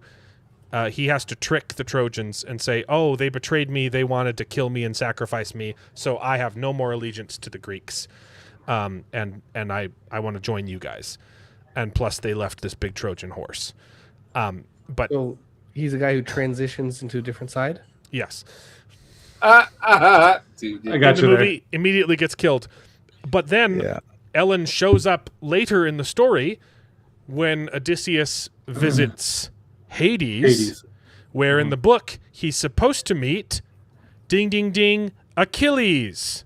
And that plot has been completely replaced with Sinon. So it's they on weren't purpose. wrong. It's technically she's not playing Achilles, character, the but bravest, strongest warrior some of that the- everyone has ever known. She's playing Sinon. Well, her plot completely replaces Achilles' plot. She's playing Achilles. Wow. She was probably originally supposed to play Achilles, and they're like, what I was "Ooh, gonna yikes, say. that's a step too far. We'll call you Sinon instead, and we'll kill you in That's the what I was beginning and gonna bring you say. back later." Her performance is terrible. She tries to sound like a man, and she comes out. Sounds terrible. And Charles, you asked a great question. Is that the Trojan horse? Yeah, it looks terrible. This is supposed to be a horse that was made from the scraps of their ships that were scuttled. They formed it into a horse and snuck it in and then presented it as a gift to the city. How I think it looks on good. I agree earth- that it looks, that it may be it a little looks bit too cool refined for and yeah. doesn't make any sense. If it were like an official statue, It's it not. doesn't make any sense. It's hot. It's jerry-rigged together using broken ships. I love this design, by the way. This is fantastic. Yeah. I do like that design. Where's that come from? That's From the Troy. original Oh, that's in Troy. Troy. It says it on the screen. So, Okay. Yeah. again, There's no way get that your this was wife, made come on the over, she can battlefield. hold your hand and explain things to you. So Troy's such a good movie. it looks I enjoyed it. ridiculous. It's It's a great sculpture, and it makes no sense. I mean, It's I also could see if really maybe one of small. their ship heads had a horse on Yeah. there. I mean, of course we don't see that because they're traveling back in the other ones. But like, I don't know. It looks like that horse can It's fit silly. maybe 10 people. Yeah, it's really small. They did 10 only guys put if like you 20 stack people up, in there, if you're Well, yeah, it really was only- uncomfortable lying It on was top only of each supposed other. to be a handful of and it would be troops. it was very uncomfortable. They Was it? lean into that in the Yeah. movie. It was only supposed to be a handful of troops. Okay. They snuck out while they were asleep. They sneak because out and open the gates. They opened the gates for everyone. Just To open the gate. Yeah. But half No, of that them makes sense. drown Yeah, because they don't. They leave the horse on the beach, and somehow buried in sand. and then The when idea it is cuts supposed when it be cuts that to makes them it more drowning. believable. What's funny though is they show the scene where like we had to let some of them drown because the tide came in and they still hadn't brought in the horse, and then it There's cuts still to so that much shot. room. It cuts to that shot, and there's so much room, and So you much literally room. have John Bernthal holding the guy down so he'll stay underwater because there's so much space in the there. It was so unbelievable. It looks like obviously he's not, but I think the actor was actually trying to hold the other guy down to keep him in frame. Like Out of frame. it was Yeah. so nuts. That's It weird. looks like Yeah, he's that was drowning him fumbled. intentionally. It That was was so fumbled a little bit. stupid. Yeah. That I chalk up to the they're trying to make a movie and so of course they've got to have room for the camera and room for it to look like you look around, but it really did not come across good because it looked like there was just tons of room. Just why do you have to have so many people down below? You have room there. Bearded is savage tonight. No, this is like a record, Bearded. When was the last time we disagreed on something? It's been a little bit, and that's the thing. I like 80% agree with you on some of this stuff, but again, surprise, surprise, I didn't hate it as much as you. I still thought there was lots of good in it, but there's a lot of this that's like, yeah, that was kind of. Can you like what else though? Because like the Cersei was fun.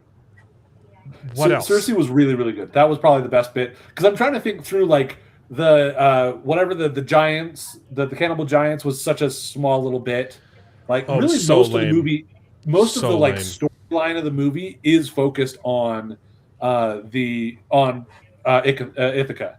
Like, don't you of course are spending a lot of time with Odysseus, but a lot of it's with what's her name? Where did The they sea get? Where witch. where did they get Calypso? Yeah, Calypso. Yeah, a lot of it's with Calypso and kind of flashing back.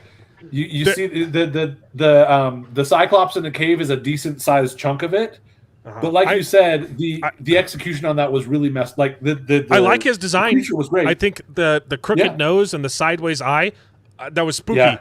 And then there was no tension in the scene because it was edited so nonsensically. Literally one of the notes that I made, and again, spoilers to whatever degree for the movie itself, but like they're in there, they stoke the fire so that it's light. He comes in and closes it, and then they kind of act like he can't see them, but they're right there next to the fire. The worst part they're of that supposed scene, to be hiding amongst his sheep, right? And actually hiding. They don't hide. Until they're escaping, they kind of hide. So it was such a weird they're supposed execution to, on that. So they tie themselves under the sheep. So the sheep are also supposed to be giant sheep. The sheep are supposed to be giant sheep. So what did they like lash 2 or 3 of them together, and and then have a soldier tied underneath so that he feels the tops, and there's no soldier here, and then Odysseus just because he ties everyone else up, and then he hops on, he saves the biggest sheep for himself and hops underneath it, and then the worst part of the scene though is it shows him feeling the fleece on the lambs, and instead of doing that. Instead of tying themselves to the sheep, they tied straw to their backs. To pretend straw like feels very different from wool. I mean, and they pointed out like, I was stupid. You're like, probably closer to wool than metal does, or leather.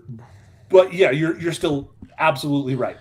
They show up at an island, spend 5 minutes there, and then run away like 10 different times. Yep. Which again, if you're summarizing the Odyssey, is a summary of the Odyssey, but this is a 3-hour movie. Like on the one hand, I sit there and I think the Odyssey's got a lot of story to it. Yeah. But then I'm like, so it makes sense that they have to condense it. But also, they got 3 hours for this movie, and it's still like it felt very rushed in some of that stuff. Every hour, dude. Like, which is why I think, like, as I'm thinking about it, I realize the majority of the actual story is actually Ithaca. Like, the actual story is Ithaca. Yeah. Like, that's what they're really telling is the struggle of his son and his wife dealing with the suitors. And you get to see flashes, 5-minute clips here and there of Odysseus and what he's going through trying to get back. There are a lot of really good pieces to this movie. Like, there's some of the sailing looks really cool. Like a lot of the costumes, in spite of the fact that they're not accurate or whatever, the costumes I think looked really good. I think that the locations that they filmed and the sets looked really good. With the caveat be like the main characters' costumes were okay, and then you get the Trojan costumes, which were a joke. They're goofy helmets, and then you get the giants armor, which looks even more ridiculous. And then at the end of the movie, such because small little pieces though, Odysseus decides to they weren't on screen very much, but it looked silly, right? Yeah. And then you get they weren't great. Telemachus. Half of his costumes are good, and half of them look like they came from a thrift store,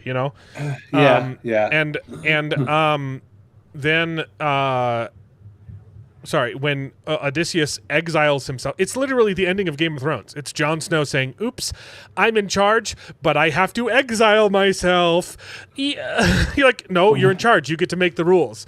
He exiles himself so that his son can become king, because this generation screwed everything up, and maybe the future generation can fix everything. He literally says, "We brought the end of the Bronze Age." If you're in the Bronze Age, you don't know that it's called the Bronze Age.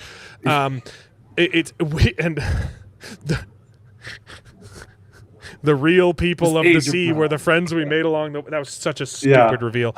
I'll get into that later. But the worst costume of the entire movie is when Telemachus becomes king. His costume is so goofy. He literally looks like Nephi from the Book of Mormon movie. It looks terrible. You've got it in one of your tabs if you want to show it. Do I? It was one of the ones that you had up there that you flipped through. I was trying to find it, and I couldn't. I saw it in one of your tabs that you had as you were flipping through them. Just keep going. You're not sharing your screen. Maybe it was in a comment on one of them. Maybe. Like the Age of Bronze. I one might or have something already like that. closed it. Maybe. It wasn't the costume, though. It was that quote.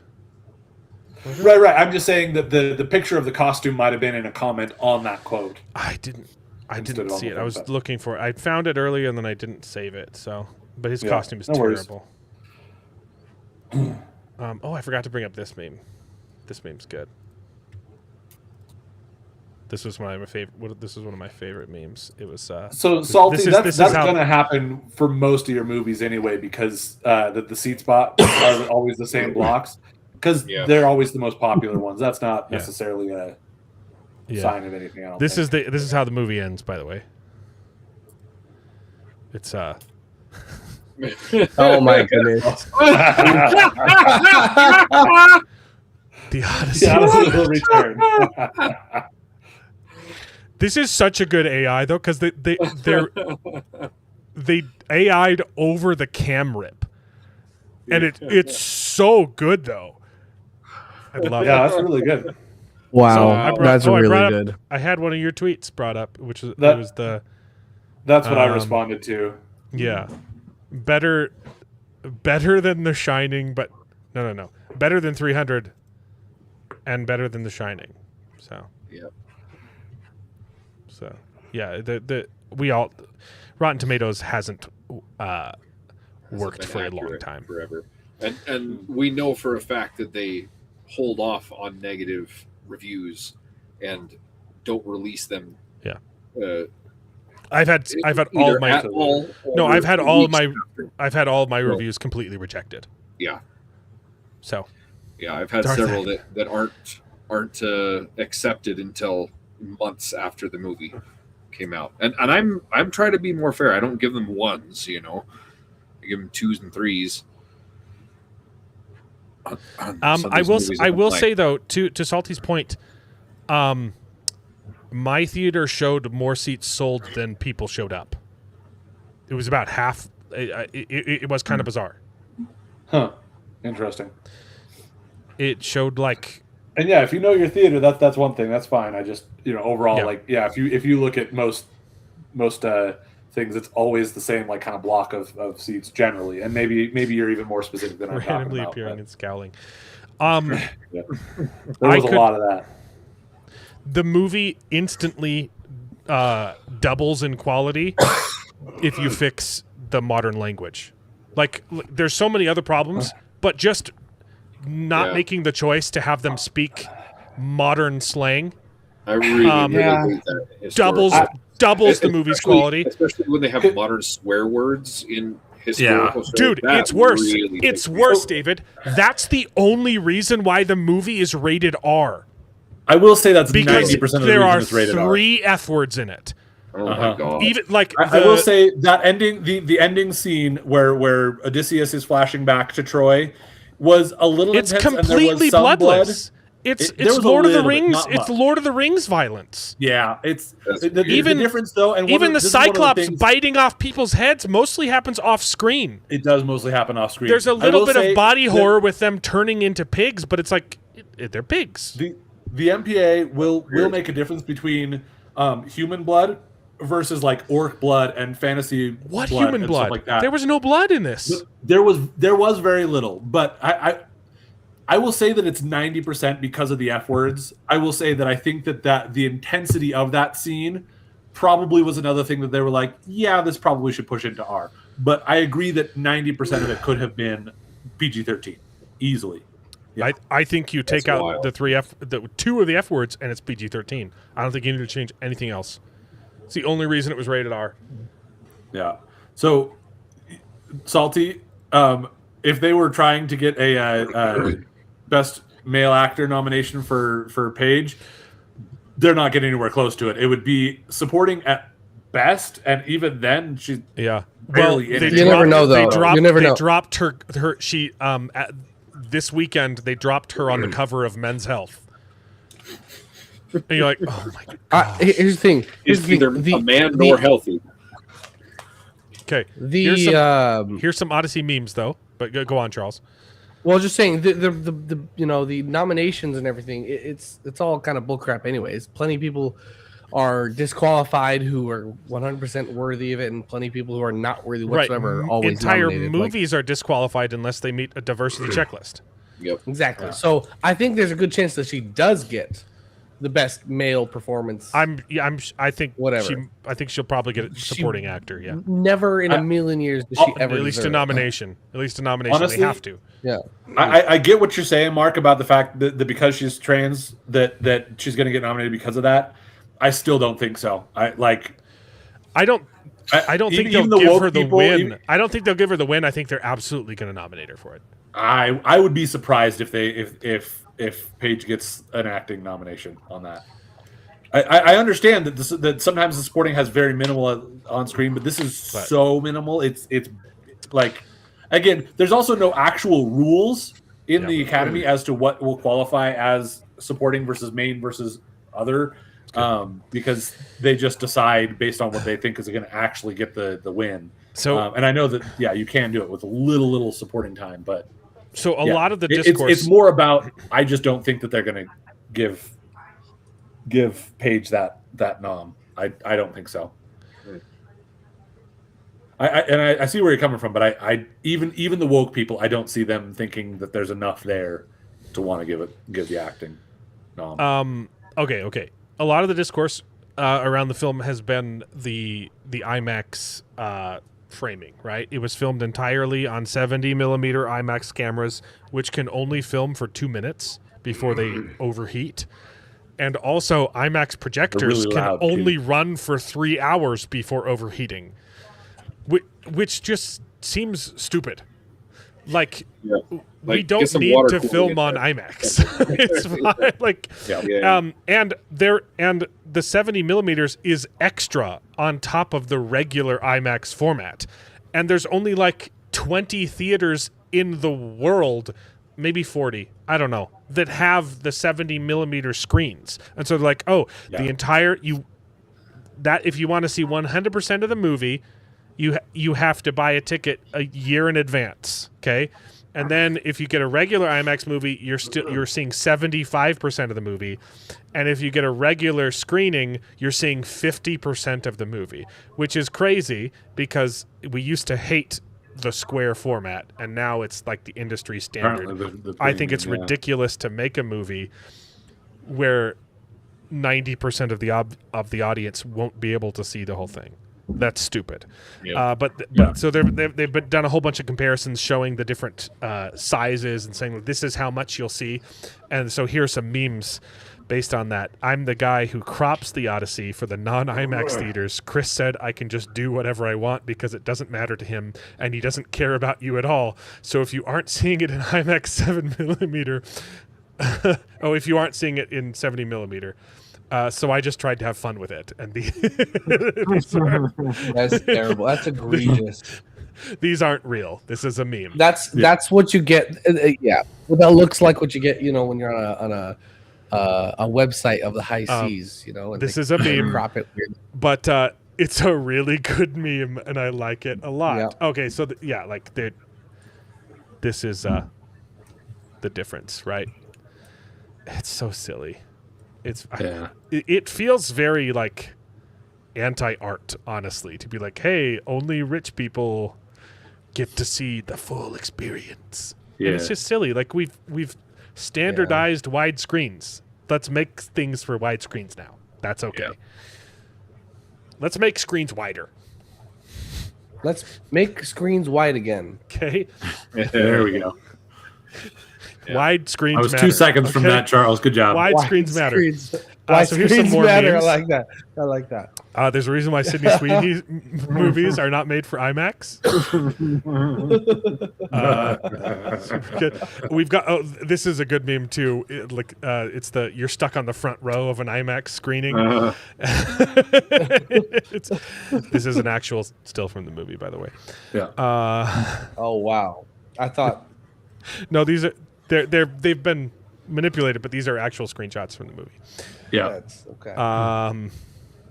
Oh yeah, Helen of Troy has a mutilated face, She's only going to launch 5,000 or 500 chips now. but they don't tell you how she got mutilated, so it's implied that John Bernthal beats his wife. Yeah. yeah. Wow. It's on the list, man. It's losing the poll. People want me to read Grave Peril. Okay, I have it on my phone. That's just the only one that I know anything about. So that's what I would. Philadelphia won because AIDS. Yeah, that's true. You never. Hey, dude, they literally gave the Oscar to a movie about pedophilia. Okay. Yeah.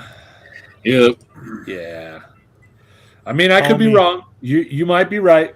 You might be right. I Might be You crazy. I don't see it. I have not heard. Right. Even the woke people, I haven't heard talking about nominations. So for age, there are some special screenings though, which is called Authentic IMAX, which crops out the pitiful screens that what the general public sees, and it only shows you the top and bottom.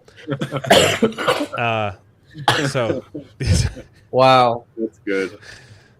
this is a good That is meme. good. That's That is fantastic. really. Did you guys see this? Uh-uh. Okay, hold on. I gotta switch screens because you need the sound. Gotta share for that this. audio. This is this came out like Wednesday or Tuesday.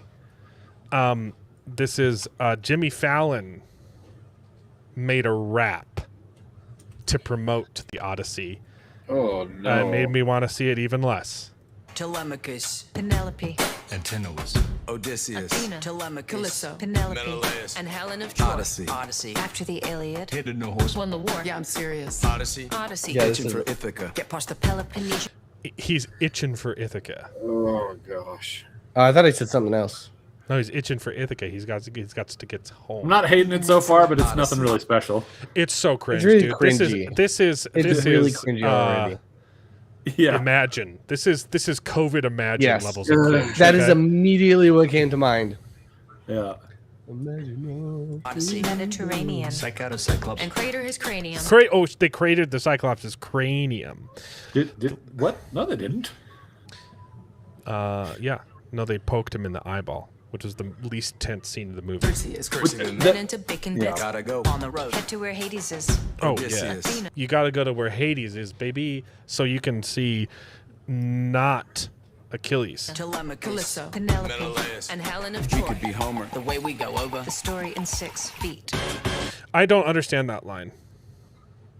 The story in We 6 could feet. be Homer the way It's we because go over they the needed to story in rhyme with this beat.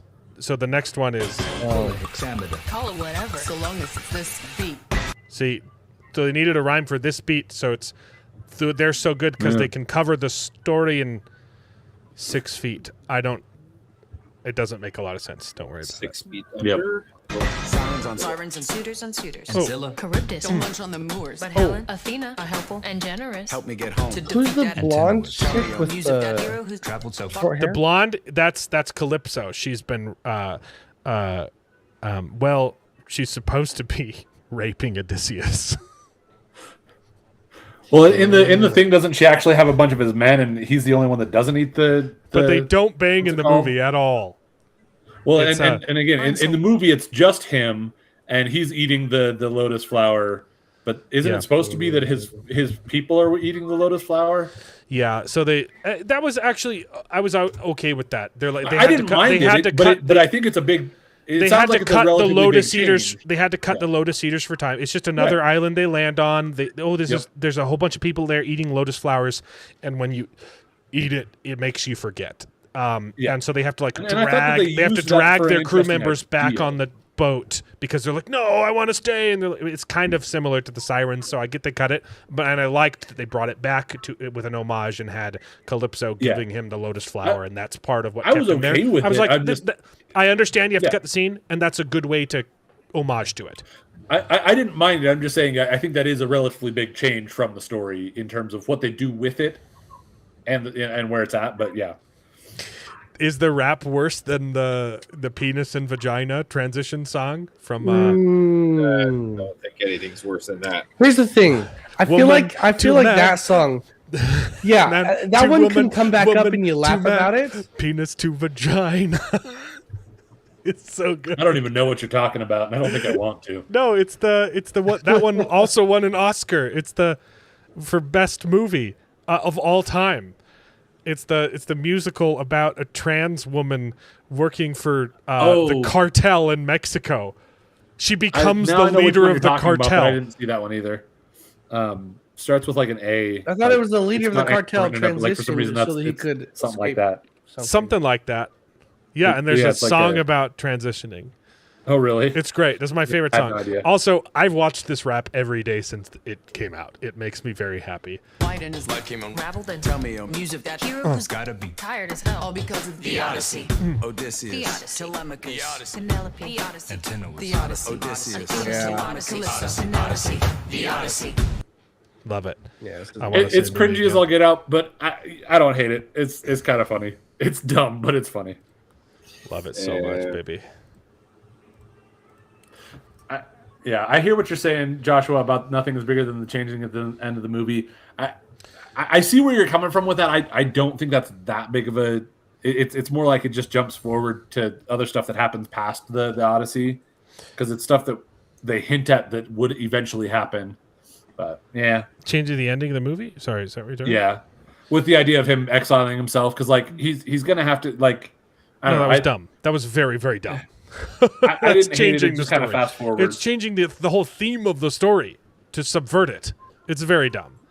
Kind of, yeah. I see where you're coming from with that. I agree that I think that the Isn't that reasoning dumb? behind and the way that they tried to put that part into the story and how they tried to tie that into the story kind of was a little less than like I didn't love it, but conceptually I know. I'm okay with it. It's dumb.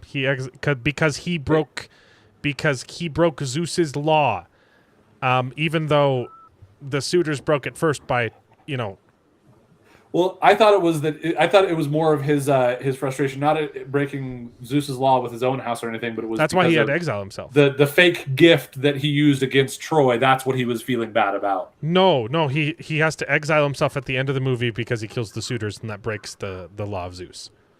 That's what not he the way said. I read that. I read it, I took it from the movie as it was because of tricking the Trojans with a gift that was disrespectful to Athena, and that's why he had to exile himself. No, that's why he didn't want to go home. So it's not the movie changes the plot so that it's not the gods stopping him from home.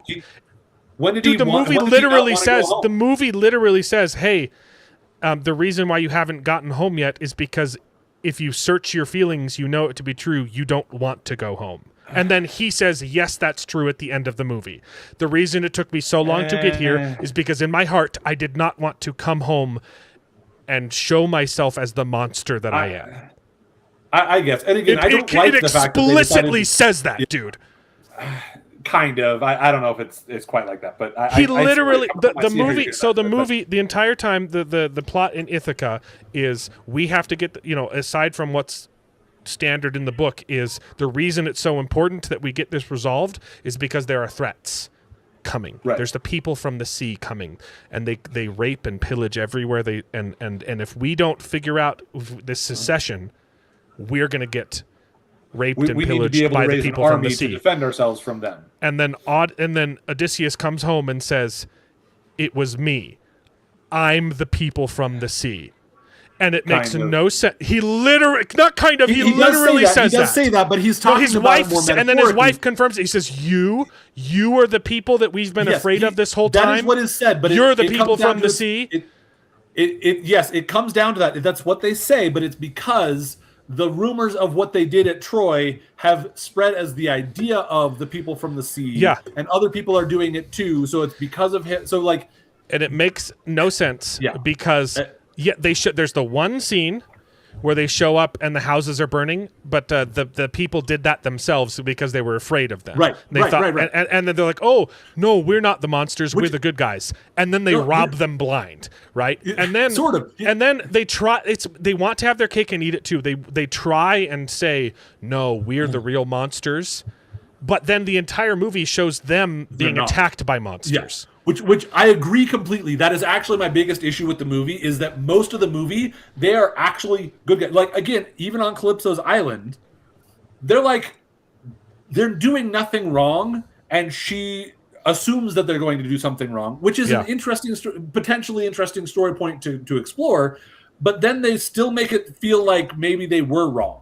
And that, I agree with you. I completely agree with you that is they handled that so poorly in the movie because they couldn't make up their mind as to whether they wanted to show these people as heroic and actually good, like, again, what happened on another island, where they came in, said, "Hey, we just wanted some food, but you guys had to burn your own houses because you were afraid of us, and we just wanted some food. You could have just given us some food and we would have left you alone." That scene is hilarious, too, because it's an Indian guy walking up to a guy who's terrified, and he says, "We thought you were going to kill us, so we burnt our own houses down and ran away." Like, why did you run away? "We thought you were the bad guys, so we burnt our own houses down and ran away." And then the Indian guy puts his hand on his shoulder and says, in a Canadian accent, "No, we're Greeks, eh?" And he's got this big pube beard on his face. We're Greeks, eh? We're the good guys. You don't need to worry about us, eh? And then proceeds to rob him blind. Wow. It's bizarre. But again, there's a Chinese guy pretending to be Greek too. Yeah, they don't even really rob him blind. They take all of his stuff. Your guys' houses, so we'll just take. They were gonna take food. They were going to steal from them, but they weren't gonna just rob them completely blind. They were gonna. I don't know. That's the point. Is these guys thought that they were, and then they're treated as if they did. But the way that the people actually act, the way that the soldiers actually act, is very kind and not problematic at all, but they're treated as though they were really problematic. Until the very last scene where you go into Troy and it looks like, they are kind of, they're doing a war, so of course they're going to be slaughtering people, but that's the only place where you actually see on screen the Greek soldiers being bad in any way, shape, or form. Everywhere else, they are the most gracious, trying to just come in and say, "Hey, we're not trying to force ourselves on you. We're not trying to do anything by force. We're just here. We're showing up, trying to ask for some food, a little bit of hospitality because of Zeus's law." And they're constantly attacked. And instead of in the movie, they show them being good guys the entire time. And then at the end, they say, "But we were really being bad guys." Well, at the end, it shows. What? No, you weren't. Well, it shows them do bad things at Troy. It only shows them do bad things in Troy. It's only at Troy that they do bad things. Right. That's it. Yeah. Right. Which is very silly. And I was actually okay with that teeny bit. It was dumb that he feels guilty, for ending the war. But I was okay with the reveal that, hey, once they finally got in and they'd been fighting this war for 10 years, it went a little overboard. And I did like the big twist, the big reveal is that Athena is playing a dead woman. Athena is taking the face of Zendaya, which is a woman he saw executed in Troy, and it's at the same time that they chopped off the head of Athena's statue. So that's the symbolism of the movie, is he's watching this innocent woman get her head chopped off, and it's symbolic, and so Athena takes her form. Okay, I thought that was okay to be because, but it was only but it was because it was specific to his men, and that's why his men don't make it home. Right. But then to say it's your fault and you're the monsters, we're the sea people. We're like, but the movie showed you explicitly not being the sea people. Yeah, and that is one of those things that honestly I think they fumbled a little bit, because I'm not sure whether there are other people who are now being the sea people and doing terrible things and they feel like, oh, it's because they Because were that's a inspired real by us thing. that we're guilty about it. That was a real Or- thing in history. They came in and ended the Bronze Age. Yeah, and that's but then kinda the what I movie was says, understanding. no, that's not a real thing. It was Odysseus the whole time. And you're like, See, and the way I understood the movie was that he is taking the guilt on him because he is responsible for inspiring them and inspiring the fear around it, even though they weren't actually being the sea people. I don't think that he thought that he was the literal sea people that are doing these things. That there are. It's he his understands fault that there are other people who are doing it. It's his fault that now there are sea people because they're doing the same thing that he did in Troy. That's what I'm trying to say. Still And that's where I'm retarded. like, It's still retarded. and I agree with that. Although, Yeah. again, if they had done it well, if they had set up this idea, because I'm also not opposed to the idea that even though by war standards, it makes sense that you used brilliant strategy, won the war, stopped waiting around after 10 years of useless waiting, and got to yourself so that you could come home. I can understand if morally you might feel like you did it in an underhanded way and you might have a struggle with that. That's a fine story to then potentially go with. Yeah, and I was okay with that, and I wasn't okay with the ending. Yeah, but I don't know. There's just I was okay with that because it gives an explanation as to why his men don't make it home, but he does, and his men get punished for going too far in Troy. And I'm like, okay, that's fine. I like that. I don't know if they drove that idea home because they wanted didn't. to make I know him they feel too didn't. guilty. Yeah, I thought that's what they were going to do, and I was like, oh, that's actually a good thing, and then it wasn't. It turned into not a good thing. And yes, Prophet is saying it's not even Athena. It's just Odysseus gone crazy, and he thinks he's talking. It's him processing his guilt, which is stupid. But yes, I think there's and then according to the Zeus's law, once they got into Troy, the Trojans because they're strangers, they need to let them rape and pillage. It's very silly. Zeus. So some people were saying in chat, Zeus's law is made up. It's not. It is a real thing. Though it's basically the origins of the golden rule: treat others as you want to be treated. Yep. The way it's handled in this movie feels like a fake thing because it makes no sense. Because it contradicts itself, and it's not part of this story. But the concept of Zeus's law is a real thing in Greek mythology. Athena's not in the movie at all. Yeah, I get what you're saying. I agree because he took all of the other gods out of the story too. It's his fault that everything goes wrong because he broke karma, and now strangers can't be nice to each other, and so everyone's copying what he did at Troy, and the world is falling apart. And he literally says, "I destroyed the Bronze Age.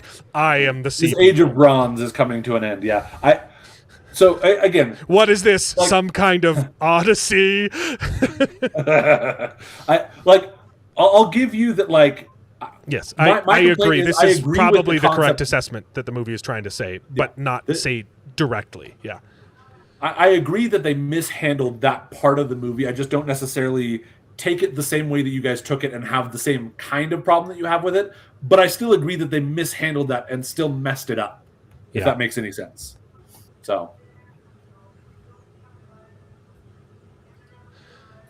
Yeah. I'm gonna have to go in a bit. TV and I'll have to go right now. Yeah. But I was gonna say, if any of you guys have seen the Epic, it's like the I've seen bits of it. It's pretty good. Musical. I was gonna say it's pretty good, and I think those actually do a pretty good job of making Odysseus kind of see himself as a monster. Half of my theater was filled up with teens talking about Epic. They're like, "Oh, I hope this is." They were like, "I hope this is like Epic," and they left completely disappointed. Yeah, I'll bet they did. Epic is fine. I haven't watched all of it. I've watched like a quarter of it. I knew a lot of people who were really into it, and I listened to some of it. The music is fine. It's hit or miss. Some of the songs kind of suck, and some of it's like, that's pretty good.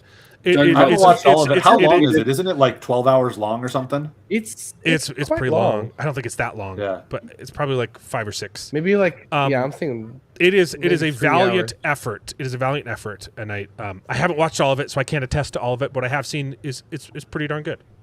It is pretty good. And I think there's like a couple of alternate alternate versions. So it started Yeah, I off think as just so. songs, as just so it's Yeah, like just a individual collaborative songs. effort. People Yeah. did different songs, and did then they animations put them to it. together. And then some people are now making animations of the songs. So it's kind of And then it's there are not people really who have one combined thing. several It's a different lot of things. animations into one. Yeah.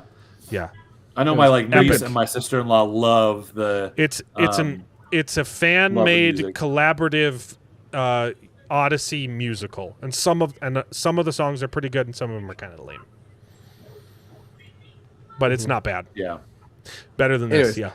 It's very, very popular.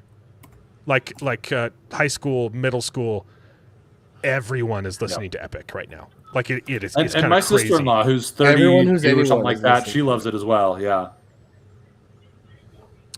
It's on YouTube. I'm only seeing 2.5 hours on that, so it's actually Yeah, it's that's on YouTube. interesting. It's on YouTube. Yeah. But it's like I don't. There's probably like a playlist. You can find that, playlists. You can find Yeah. playlists. Well, there's playlists, and some people have compiled it Or into a single compilations. video as well. But like Yeah. it's several different artists or several different people that have put different things together for the music that was created by someone else, even. So This is a very funny scene though, when there's like 4 people spying on each other. When Odysseus is talking to Penelope through like their little like veiled wall thing. yeah, when he's still the beggar Through his confessional wall, where he says, "I was the sea people." So, yeah, it's so bad. Yeah, Charles can I'm go heading out. make love to his wife. Yeah. But this is what I was saying. They've already come out with the article saying, "Oh, yeah, the people who are criticizing this movie, they aren't even accurate because, first off, Ellen of Page is not playing Achilles technically, even though she completely replaces his plot from the book, and technically that picture of that they're showing of Lupita Nyong'o is not Helen of Troy. It's her twin sister." So stupid. It's so stupid. Technically, I don't give a crap. They're literally doing the Snopes meme, right? They're like, "Oh, that liberal YouTuber had sex with his dog." Mostly false. While he did have sex with a dog, it was his sister's dog. You're like, it's the same thing, guys. You don't get off on a technicality. He's not a YouTuber, he's a liberals do Twitch get off on streamer. that kind of stuff, but Anyways, yeah. Great stuff. I can't wait to watch it in theaters. So, But I'm stoked. It's funny because it came out right after they contradicted themselves with Moana. So yeah. Oh, so representation matters. It's really important, except for when it's white. Yeah. Yikes! Get out of here, Charles. leaving. Oh, this See is ya. the same thing. Bye. Same I mean, also none of the white characters were Greek either, so I don't know. Oh, I did. I already had this one pulled up. Yeah, that was. David sent me this.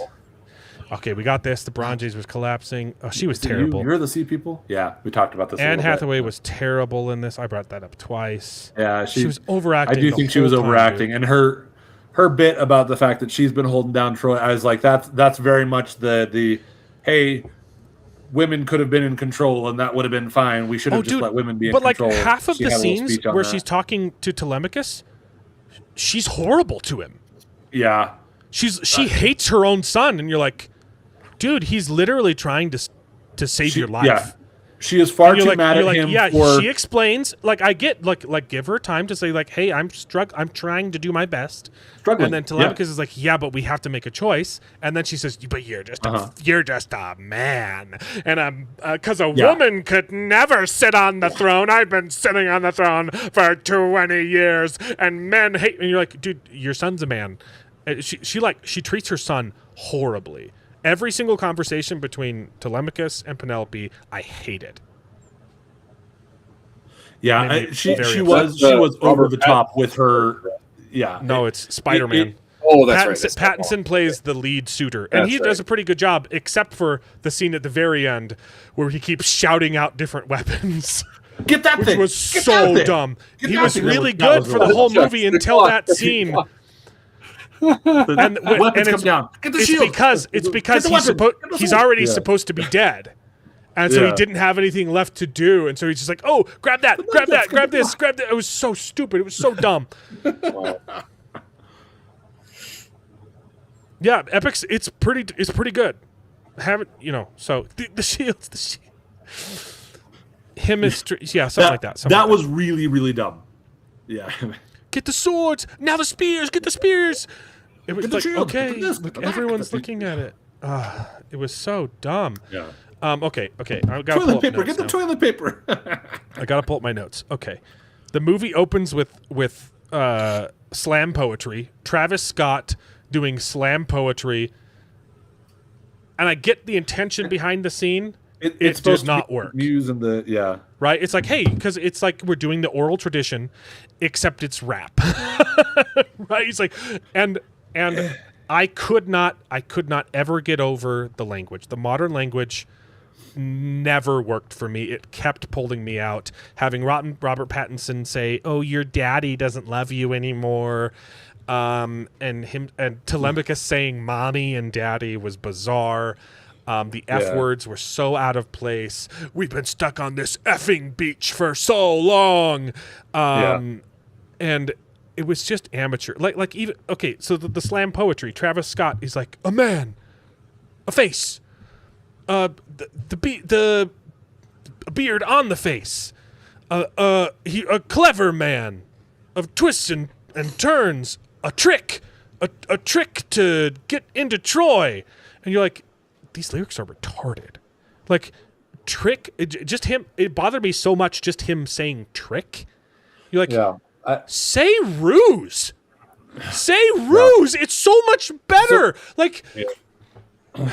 So I completely agree with you. I will say, conceptually, fine. They didn't have words for I don't know. Whatever. It's a modern obviously translation. we can't whatever. have them speaking Greek. We wouldn't understand it. Yeah. But it's so anachronistic to do modern English. It dates your movie. It's no longer a timeless tale, and it's a 2025 movie now, and it will not be remembered in 2 years. Part of the problem is that I think so it's an epic and it's biblical, and so it feels like it should have old-timey language. However, I will say that as Mormons, we also have a particular slant towards feeling more okay with that because we read the King James Bible generally. We're all instead of a newer adults. We're all translation. adults here. It's you not didn't even need to go it's not crazy. A 1-to-1. I'm not saying it's a 1-to-1. I'm just saying this is. I don't think they should have gone Old English either. I think they should have tried to use just a step, slightly older words instead of trick. Say ruse. I 100% agree with you. Instead I'm of daddy, say father. Okay, they wouldn't even had to change much. And the accents, man, having a Pakistani Indian talking in a Canadian accent saying we're Greeks, and then having a Chinese guy come up and say, yes, Greek, we are very Greek. It was just so dumb. I didn't like it. I mostly got over it by halfway through the movie. In terms of, I still think it would have been far superior if they had elevated the language a bit and tried to maybe have consistent accents across the characters that are from a consistent place. There was none of them felt like they were in the same movie. Everyone was doing a different accent. You got John Bernthal showed up and he's just doing himself. Doing John Bernthal. Yep. What is going on? I will say there was a line towards the beginning that I did kind of like, and I can't remember exactly, but it said something about the worth of a sacrifice is in the cost to the one that gives. It was that was good. I kind of liked that line. That was a good line, and I thought there was some good stuff there because it sounded old timey. Yeah, which is there were two good lines, and you're like, oh, that's kind of reminiscent of what the whole movie should sound like. Yeah. Okay. Here are my notes. Here are my rapid fire notes. Slam poetry, neck tattoo. They didn't cover up Travis Scott's puke neck tattoo. Gay running. They did the meme. We already covered that. These costumes are horrible. Those are the Trojans. Tossing dogs off a cliff. I really liked that. That was hilarious. That sounds like I don't know why he was tossing puppies off of the cliff. It never had a reason. It was bizarre. These dogs aren't good enough to then. But still it made me laugh. I will say for the first 30 minutes, I felt like the story was cleverly structured. The way that they were like, I was like, okay, this is the way that they're going to bring in the rest. And then the rest of the movie, I was like, okay, you got to stop. Just tell the freaking story, bro. I hate the dialogue. I know it's a choice, but it's a choice that I hate. I agree with you. I know it's a choice. I even understand conceptually that you might be okay, that it could be an okay thing. I still think that they mishandled it, even if they wanted to do it that way, and they shouldn't have done it in the first place. Telemachus saying to his mom, "You just want to keep me here." Yeah, that was weird. Was so dumb. He comes out as a whiny brat scene, and not at all like he is in the books, which is a hero. The scene where he's being taught to fight, and John Leguizamo tells him like, "No, go slower and leave yourself open." I get the concept, but that was very poorly instructed. Of no, leave yourself open. Pretend to leave yourself open so you can take advantage of that. That was good. That was good. And then they never showed him. And then they never showed him do that. And then what in that last fight they should have had him do that again, but they didn't. And again, what they led to was good. Dumb. The way they delivered the idea was really dumb. Yeah. No. Just leave yourself open. No. Pretend to leave yourself open and then draw in an attack and use it. Yes. Yeah. It was a good idea, executed horribly, and then never. Yes. It was a setup that never paid off. Yeah. And then they try and make you feel bad for the dog, and I didn't because it grew up and it looked like a rat. It looked like Crypto, and I hate it. And I was like, I don't feel bad for this dog. I would have shot it in the head a long time ago. And then I have there's a good movie here covered in stupid choices. Or if remembering your happiness destroys your happiness, then it was never real. I had to paraphrase that one but that's not how they delivered that line. Yeah. That was a good line. I was like, oh, that's fine. Yeah.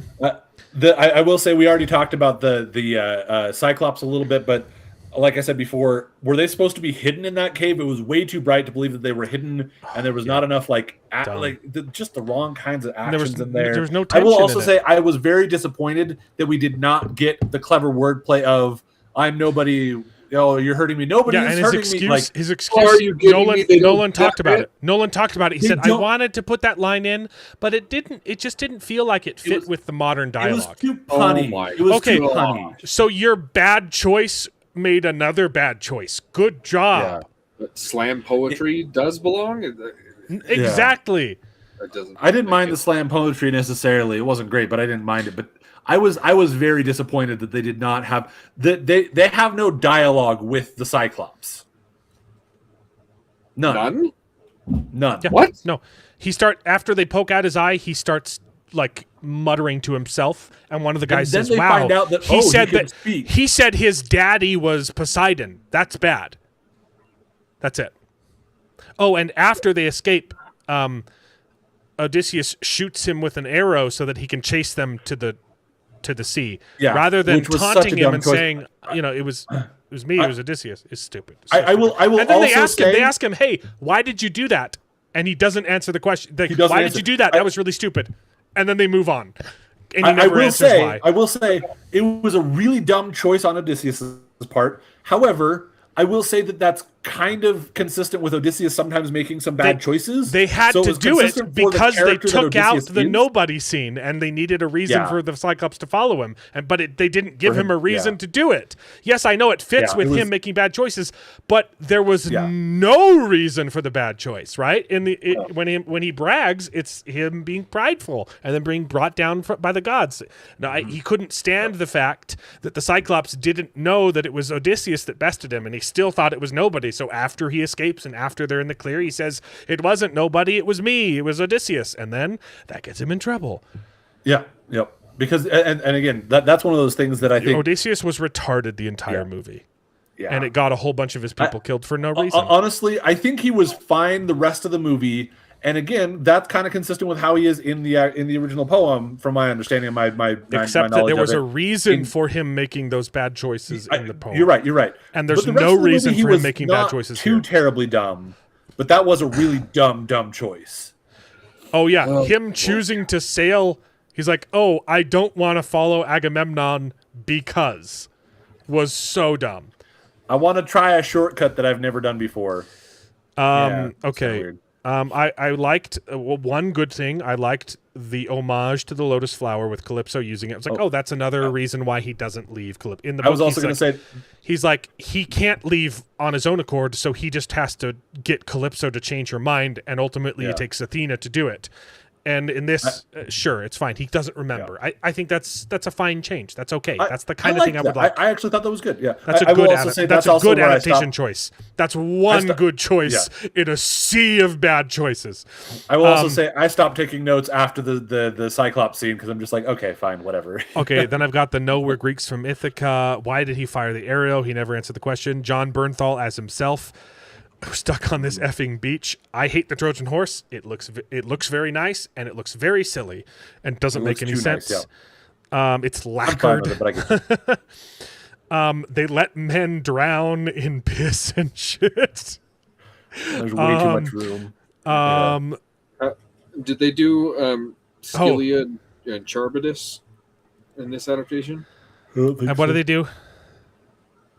Like sailing between Scylla and Charybdis? Oh yeah, between the whirlpool and the very rock monster. briefly. Yeah, very briefly. So he lies. So what? So he lies to his crew. There are the tells sirens. them to go one way to get them to mutiny into going the way that he wanted. Which and then they get mad at him for it. Which kills 6 of them from this leg. Which again also kind of is consistent with what I understand of the story, where he's making choices that get them killed, and again they're gonna get killed anyway, and okay.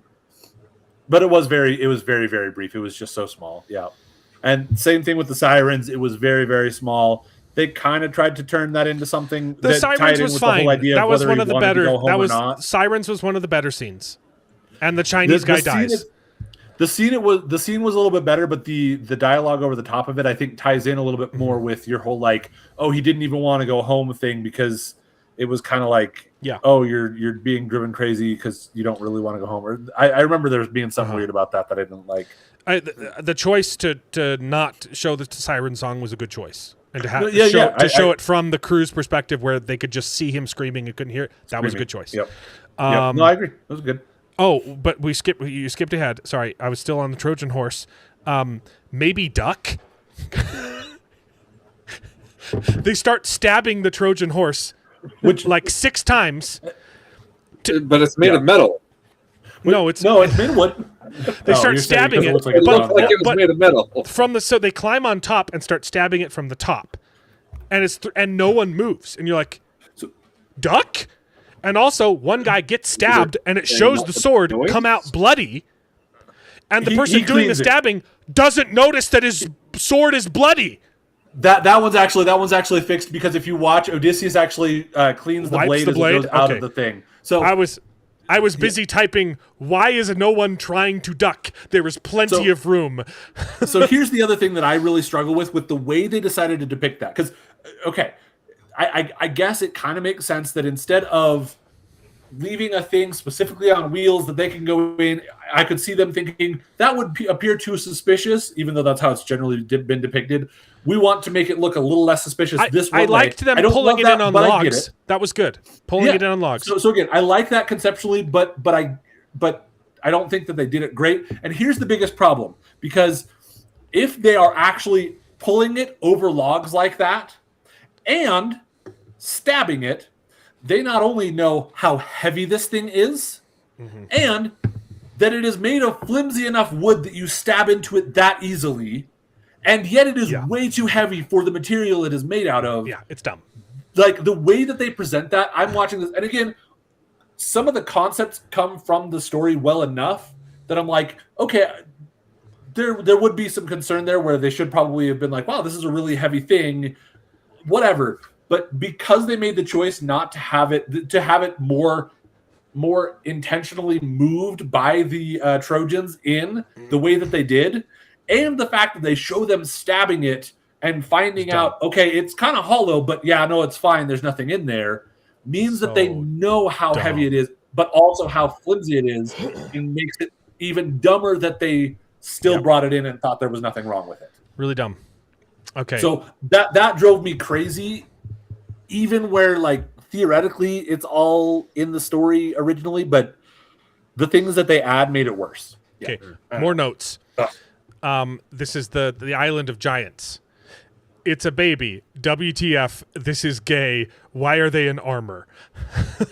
Yeah, why was the baby? They're supposed to be lured into an ambush. An old lady says, "Oh, come," and then they get attacked. And in this, they show up on the island. They see a baby they see a guy. It looks like a normal guy. Turns around and it's a baby and they're like, "Wow, like this is a baby. Who's the or man?" something like that. And then and then he starts screaming, and it was super. He goes, "Eh!" and it was cringe, and he runs away.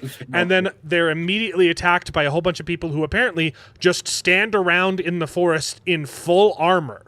Waiting for their baby to cry and then come after and just immediately start. They looked retarded. The fight scene was really lame and edited poorly.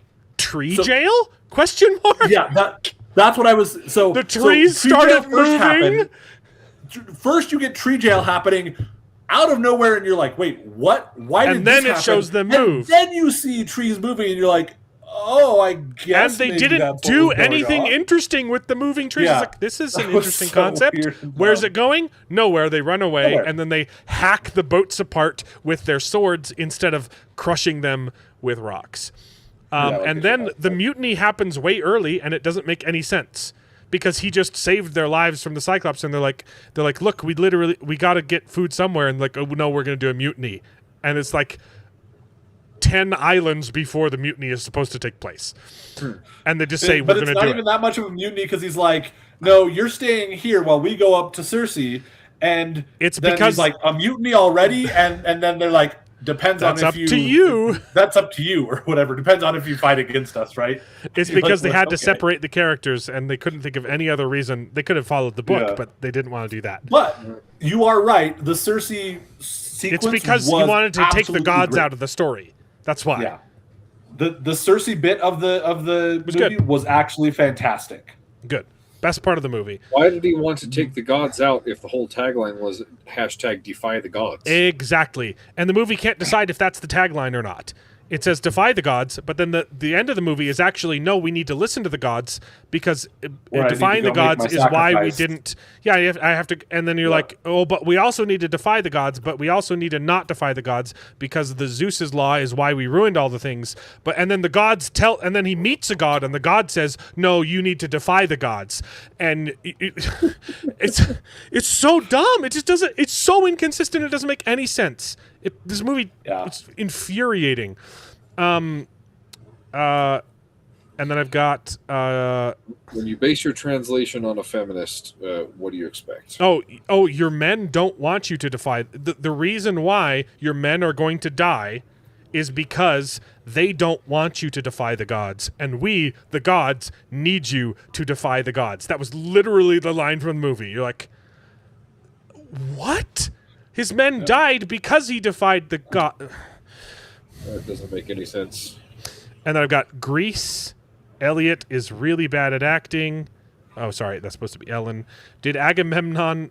Oh yeah. Agamemnon does sacrifice a child, but not in Homer's Odyssey. But right, it is part of they Greek lore. allude to the fact that it had happened, and I mean, you kind of see some of it, but yeah, that's fine. That's why his wife killed him. That's fine.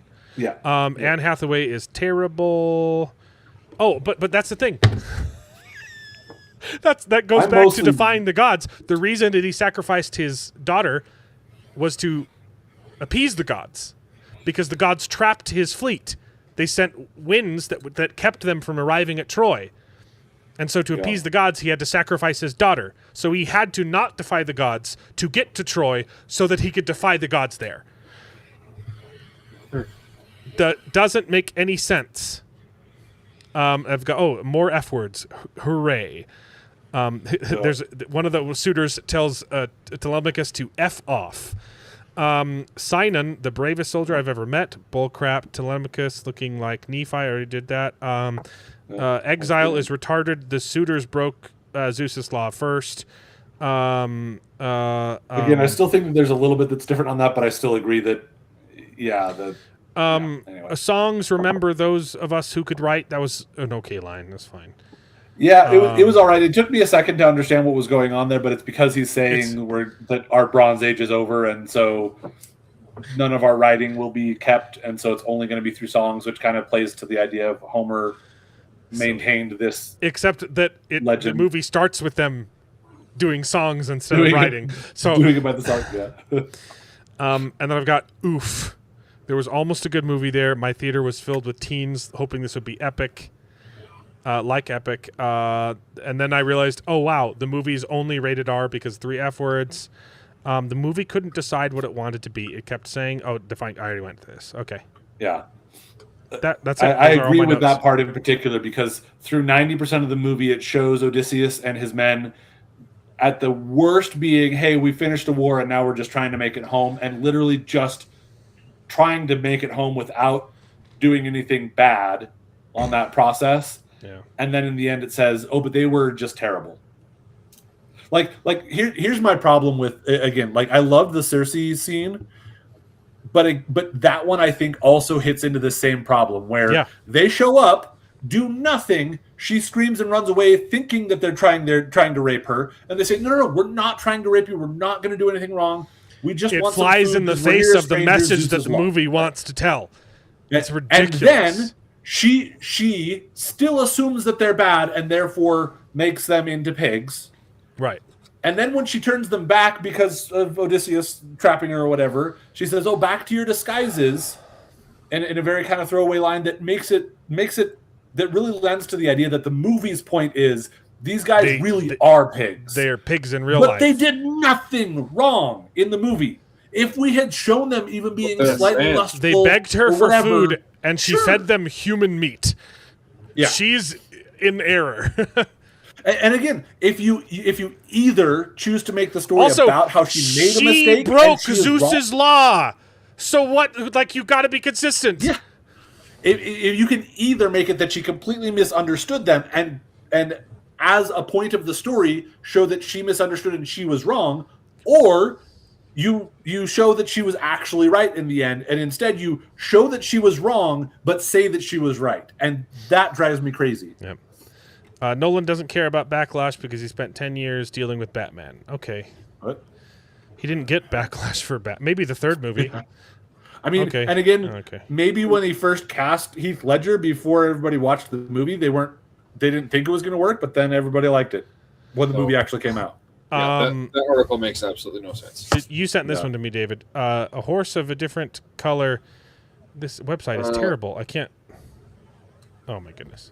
Oh yeah, this one had. I hate when it does that. The biggest differences. This one looked like it was a decent article, actually. Surprise, surprise. Except it's got bonus commentary from famed classicist Emily Wilson. And that's the person that wrote the book that he's basing this off, the translation. Translation, yeah. Gotcha. So that's not great, but it does talk about some of the differences. They try to paint it in a better light, of course, but they are pointing out differences from the original source material for sure.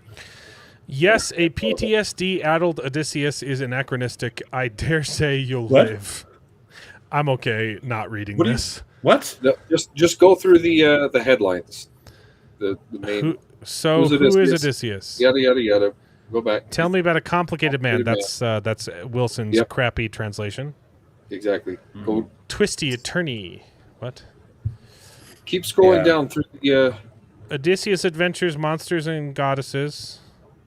Okay. Calypso. Oh. Let's see. These titles aren't making any sense to read by themselves. I think we talked about that change. The Cyclops. The Lestrygonians. Those are the giants. That's the giant things. Yeah. Terrible. Worst part of the movie. Cersei. I don't know about the worst part, but it was foreign relations. Such a blip of nothing. Xenophobia. I don't want to read this article, David. Sacking of Troy. Okay. Yeah. The slave girls. What?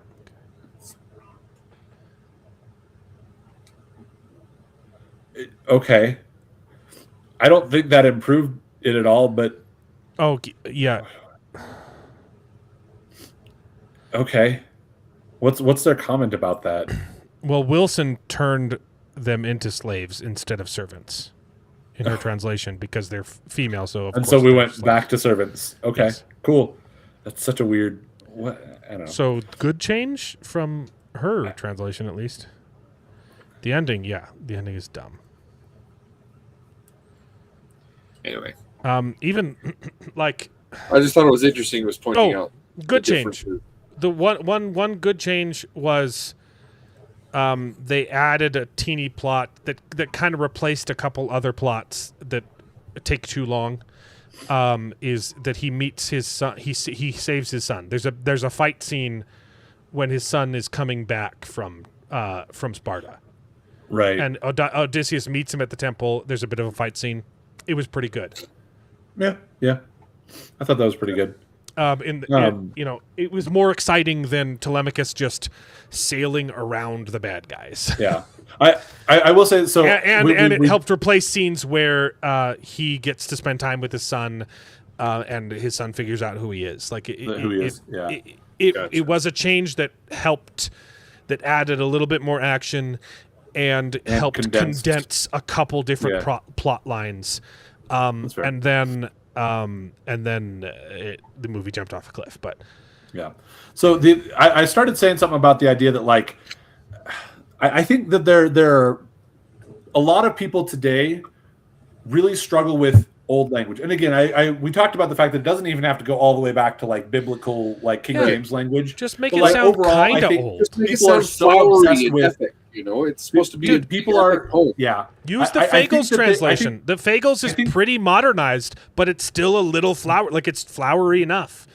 I think this is what this is a correction, quote unquote correction, like overcorrection towards people don't want flowery, big biblical kind of language. And so again, instead of going to, like you said, a Bullcrap. pretty modern but still a little bit more flowery, they went The Lord of the Rings are this way. But I the think most that's- popular I think movies that's of all why they time, made and that they use choice. flowery language. Like, screw off. It's not an argument.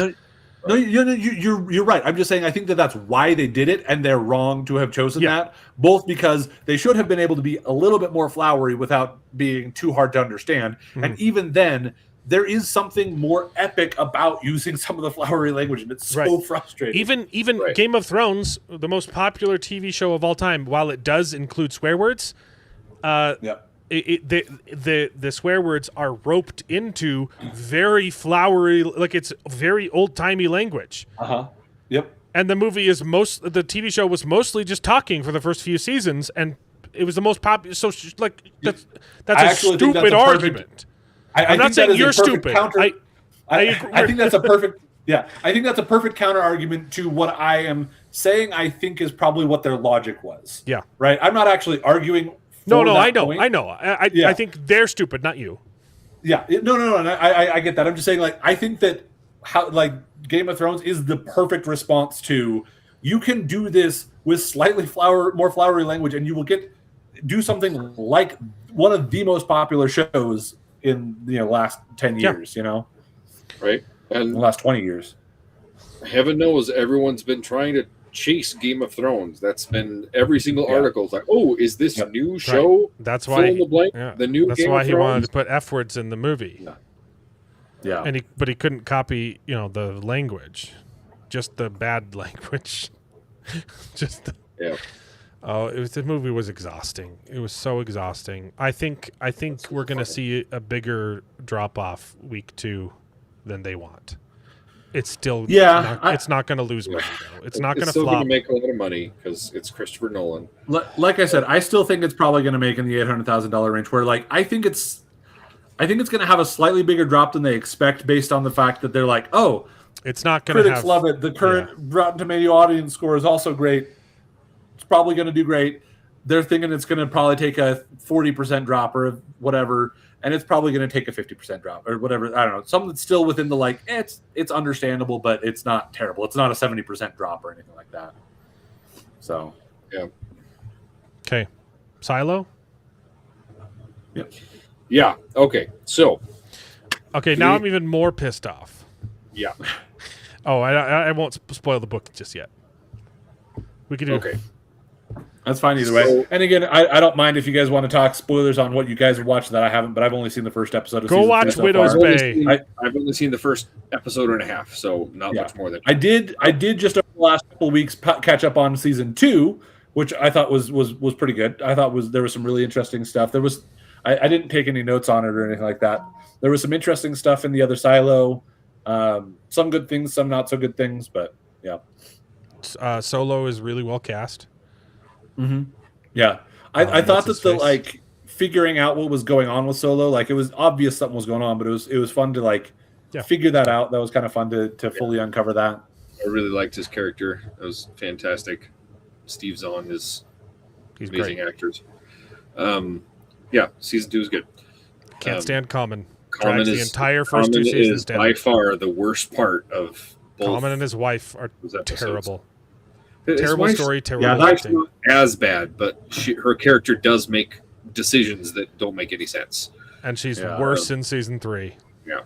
But I but was yeah, going to so- say I didn't love the way that they ended up having their dynamic in season 2 because it felt very much. I don't know. Their plot is literally, we're not going to do anything. We're going to wait and Yeah. see what happens. Yeah. So Sure. what I don't like, and there might be minor spoilers for you guys for the half episode of episode 2 that I haven't seen, because I don't remember where they where they stop, because it's just more of the same, right? So I was very underwhelmed by the plot of Juliet's character, right? It was very obvious to me that they're just biding their time and making up this amnesia thing, pulling it out of their butts, right? But then I have the no whole, knowledge of the movie or of the book enough to have felt I like don't that was know. something coming I out haven't of read the nowhere. books either. I haven't read the Okay. books either. This was just my general vibes. I thought that they were making that up because it just didn't make a lot of sense. Because I knew It doesn't. that the third book is a prequel, right? Second- And it wasn't. No, the second. Because I've book, told but you that. right? Second book. So, Yep. going in with that knowledge, I'm like, okay, it makes sense. They're doing something to bide their time, whatever. And I thought it would have been fine if the prequel stuff was good information that we didn't know. But the whole purpose of this prequel so far has been, this is the origin of this forget me drug. That's it. That's the whole thing so far. And Yeah. so And the there's book that gets weird- around that by that weird goo stuff that they by fly jumping into, between right? timelines in book 2. and the jumping back and forth is very jarring, very extremely jarring. I would have preferred. I haven't hated it yet, but I gotcha. It just keeps going back and forth. I'm like, what is the purpose of this? And it's like, yeah, I would forgive it if the prequel stuff gave us more information, but it's just giving us an origin for the stuff that we already know about in the show, and also they continue to keep telling you about in the show, like, oh yeah, increase her drugs so she'll forget this stuff because it's not working. They spell it out for you, hit you over the head with it, and we're not getting any new information. Yeah, and so the information that you're supposed to be getting is fantastic. Yeah, and I hope it gets there. But it's just. I just want to point out a funny thing, though. I'm currently eating unicorn cookies that I bought for my girls, and they didn't like because they wanted circus animals, and I saw these and thought, oh, they'll love unicorns instead. And these are strawberry flavored, and they tried one and said, these don't taste as good as the other circus animals. Wow. I think they're delicious. Yep. Shucks. More, their loss is your gain. And I need to get rid of them so I can go back on my diet. Yeah, I was gonna say, you're back on your diet after you got back from vacation. So. I'm going to mute myself. You don't see the ASMR. But yeah, that was my main thing. Is just the first episode and a half. It's just been very meh. It's just rehashing stuff from the first seasons. She has to rediscover things for some reason. I don't know. And all of her friends are being very stupid. Like, they're not being helpful at all. They're horrible to her. They're like actively avoiding her and like, no, I can't deal with it. She doesn't remember who we are. her Freaking lesbian help her. her Like, lesbian best friend, who turns out wasn't a lesbian, right? Which is the biggest surprise of is season awful 2. to her. Yeah. And she's like, oh, Yeah. she hates them for not remembering her. So they're like, oh, do you remember me? Oh, you don't remember me. Oh, that's too bad. Well, I guess I'll leave now. Like, I guess I no, hate you. Maybe you should help her remember. Maybe you should be there with her. Maybe you should let her know the knowledge that you have. That's not what friends do for each other. It's so stupid. I don't understand. I don't understand what any of these characters in the current timeline are doing. It does track for a raging feminist, though. So, but it's not just her though. It's the guy. It's the old lady. the guy is trying in episode 1. The guy's trying, and the guy gets mad at the girls. Like, he's what trying. do you want me He's to trying do? to get her. He's trying to get her to help her, but he could have helped her too. Like, they all have knowledge that Juliet doesn't have anymore because she doesn't remember jack squat. But I 90% agree with you on that so far. The only get to the note, or is that in episode 2? That's in episode 1 where she gets the note, says burn this and meet me in wherever. The note says someone, find out the truth or whatever. Why did the soup taste bad though? It looked delicious. Yeah, I know, right? Yeah, I don't know what was going on throw with up that. the soup. I think it was a nod to be like, oh, it's not like her remembering that she hates mushrooms or something like that.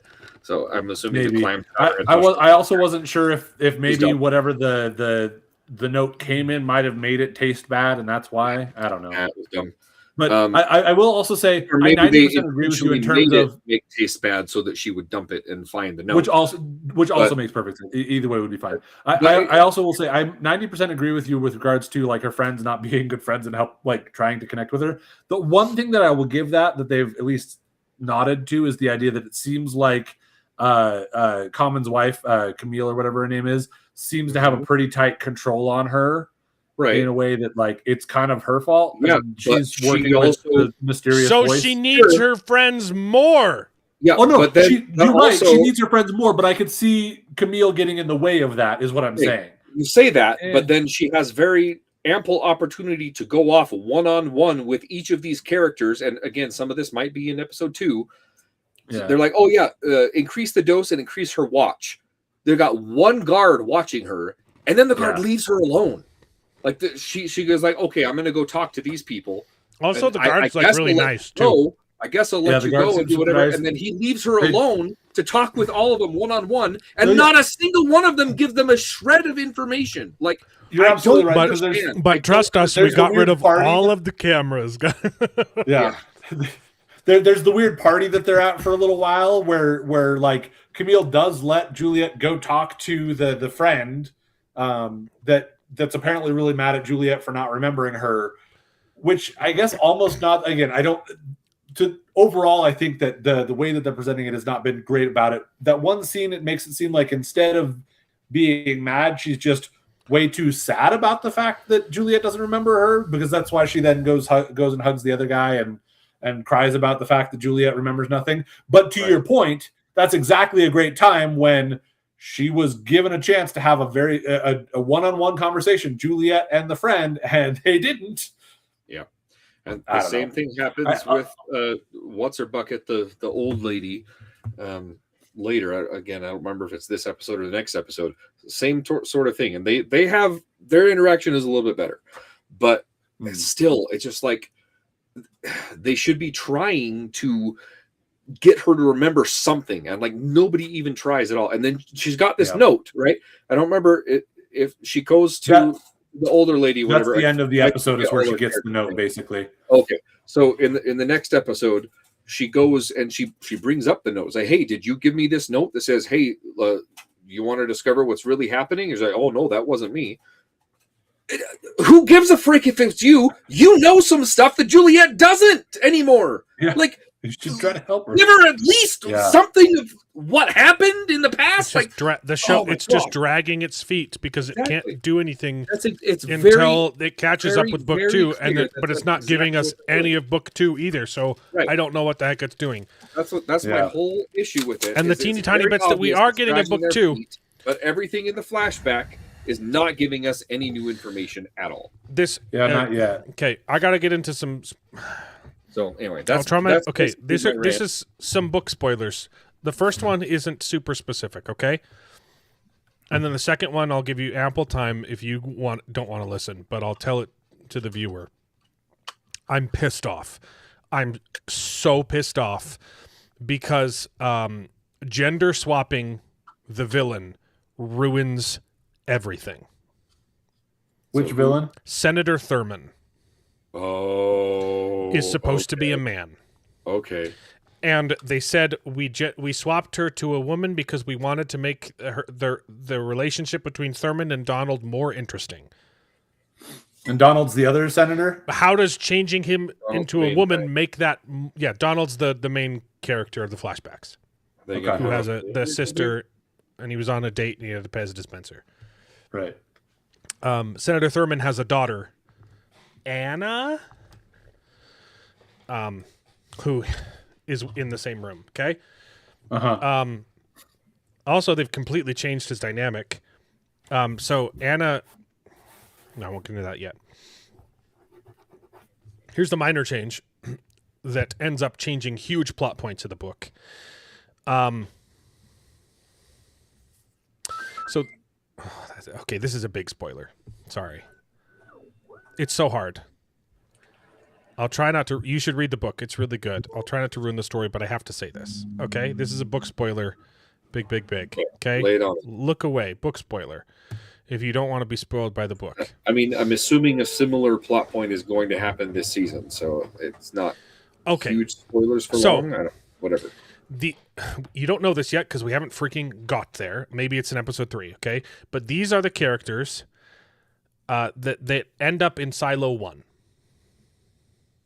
Yeah, it does Silo allude to 1 that Donald made some sort of drilling technology that does not disturb the topsoil or something. You like can that. hear it's his remember. voice. Yeah.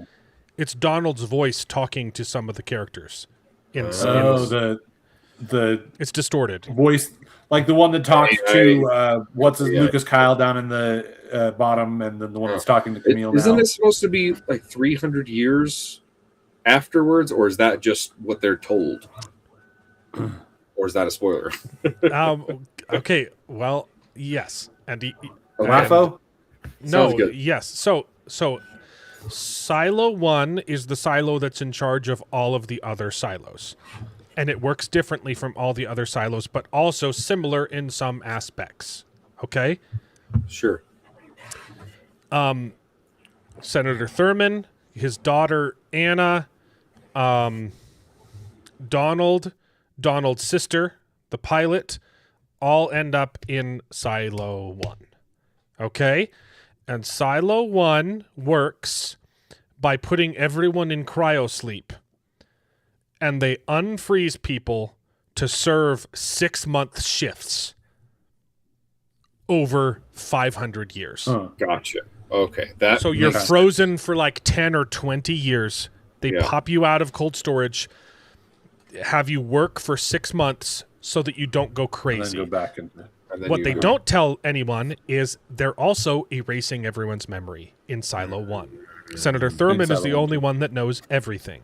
They erase your memory, they change your name, and you just show up and you basically read the Bible, and you don't have any choices. You just react.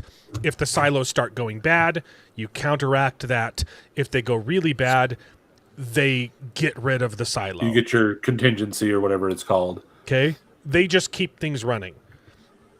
Every single female is in cold storage permanently to avoid obvious problems. There are no women allowed in Silo 1. Gotcha. That plot point can no longer exist because Senator Thurman is a woman. Huh. And it's an important plot point. Yeah. Because Donald ends up unfreezing his sister and has to hide her the entire time, which is no longer a plot point. Here's the really, really, really big twist. So cover your ears if you don't want spoilers, but it's not going to happen in the show. Okay? Okay, go ahead. There is a point where Donald switch places with Thurman. And people think that he's in charge. Because no one knows anyone. Yeah. They're only alive for 6-month shifts at a time, and their names are changed, okay? Donald gets put in charge of all of Silo 1. I'm trying to hold back as much of the information as possible, okay? Gotcha. The reasons behind these things. That can no longer happen because Thurman is a woman. So you know what they're going to do? They're going to give all of Donald's plot to his sister. Yeah. Donald is one of my favorite literary characters of all time. And they've just completely removed his entire plot. I hate this show. I'm not even sure if I want to keep watching. That sucks. Yeah.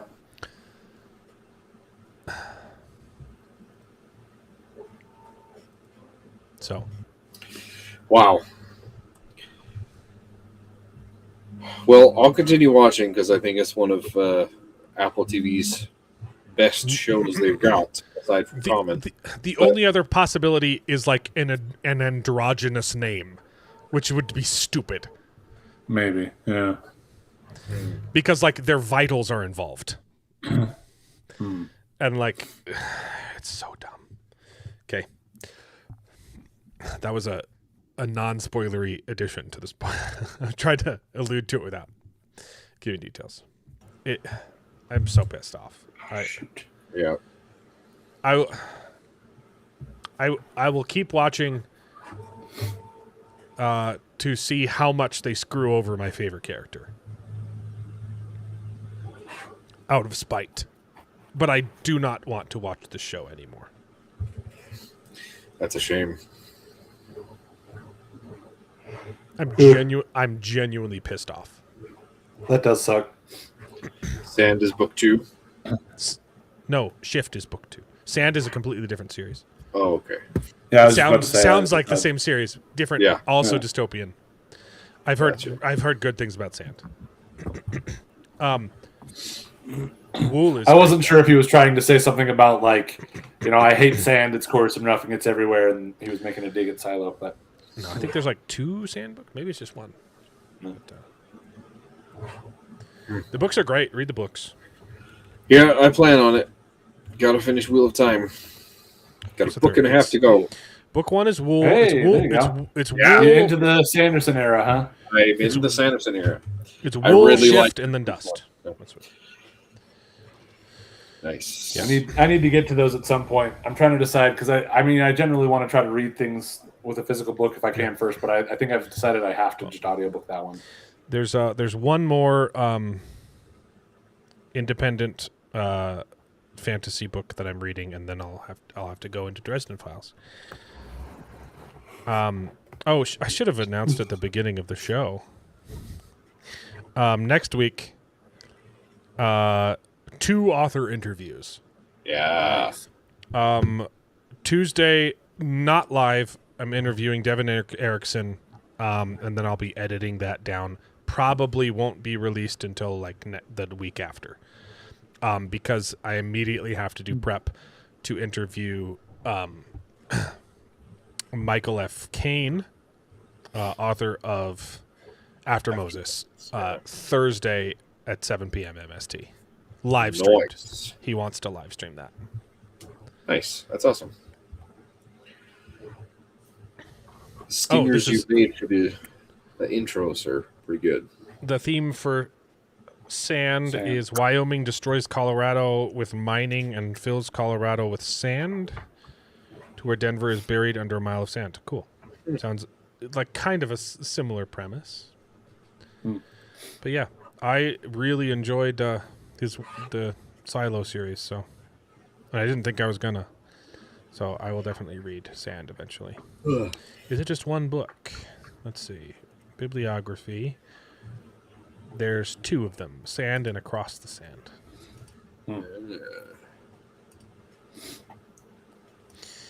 Yeah. Was there any? There's. I guess we can go back to House of the Dragon too. Yeah. Yep. I forgot what I had to say about them. So here's a question for you that somebody I was working with today asked: Is do you think Sunfire is still alive? In the books, they apparently are. The dragon Sunfire is Aemon's dragon or Aegon's Aegon's dragon. Yeah. Sorry. No, I don't think it's alive. They showed him dead. You don't think so? Well, Aegon is saying he's alive. He's alive. Right. He is, in the books, he lives and then dies shortly after. Like it's. I think that's just him being. Apparently, losing his mind. the theory is tied to Meleese. Apparently, when Meleese died, she disintegrated very quickly, and Sunfire hasn't disintegrated, obviously. Yeah. Well, it showed I think another they were dragon. hacking apart the other dragon. Yeah, it showed another Oh dragon. no, you're right. You're right. In the show, she didn't. They hacked off her head, and then they do see her. They still bring on the head to wall King's Landing. wherever. Yeah, but then the body's still there at Tumbleton, Which- I think. Which wherever it was. begs the question: everyone is starving without any food, and there's a freaking dragon there, dude. Like, hack it apart and roast the meat. Like, is that sacrilegious or something? I don't know. Probably. I mean, even when they dragged the dragon through the streets, that was kind of like, ooh, that probably didn't go the way you wanted it to, because people see those dragons as kind of a symbol of your power and powerful and ominous and such. Yeah, I guess, but So still seems like a waste. Yeah, I actually really like Rhaenyra like I think it's interesting that they're playing with the it's really tough trying to run the country and all that and manage all these other things, and it's not necessarily it's not all things that are like her fault per se beyond just the war itself. And dragon meat is it is toxic. things that were done. Okay. It was things that were done to intentionally make it harder for her by the Greens when they left. But I think it's really interesting and really good to kind of show that. I also think it's interesting. I think they're playing with the idea that Rhaenyra is actually just going mad because she's still seeing she saw Jace around last episode, the previous episode, or whatever. Episode 3 is almost like a comedy. It's like a comedy of errors, and that a little bit, just like things just keep happening to Rhaenyra, and it's kind of fun. Yeah, as much setup as it is, it's like the bit about she the rat is not going to do a good job at this. Was very obvious that was going to happen, but I think they pulled it off really good. Yeah, I think it's also one of those things where, again, the way they're selling it is like, no, yeah, this is just going to be hard for anybody, and of course it's a struggle, and you're going to be struggling with it. But I don't know. I'm curious. Every now and then they throw in little lines where I'm just like, no, don't make this a gendered thing in the way that you're trying to make it. Like, it's already been a gendered thing in terms of they didn't want to pass it on to you to begin with. Stick in that vein, not it's uniquely harder for her because she's a woman in a different way. I don't know. It's uniquely harder for her because she's a bad ruler. Yeah. I think she's. The problem is though, one of the things that I have a problem with that is that she is actually supposed to be who should be in charge, and they've shown her being a good ruler in other ways, which makes it interesting to me that they're making her not do a great job. She wants to be a good ruler. She's not good at it. Yeah.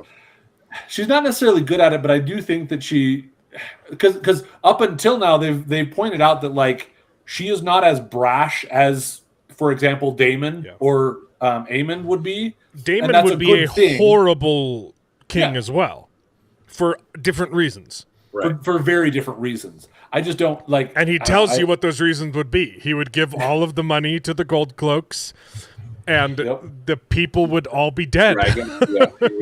And he would start a new war, and they'd go reconquer old Valyria, and he would very quickly lose his seat. Yeah. He's he's not a good leader. He's a great general. Yeah, he's a fantastic character. Yeah.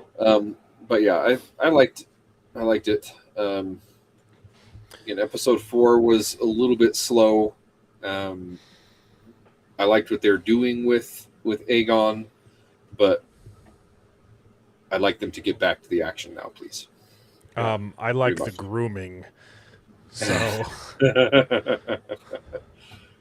talking about the one Hightower / yes, Targaryen. That's what. Yes, that is very interesting. Hightower, step Targaryen, Ormond, right? Hightower.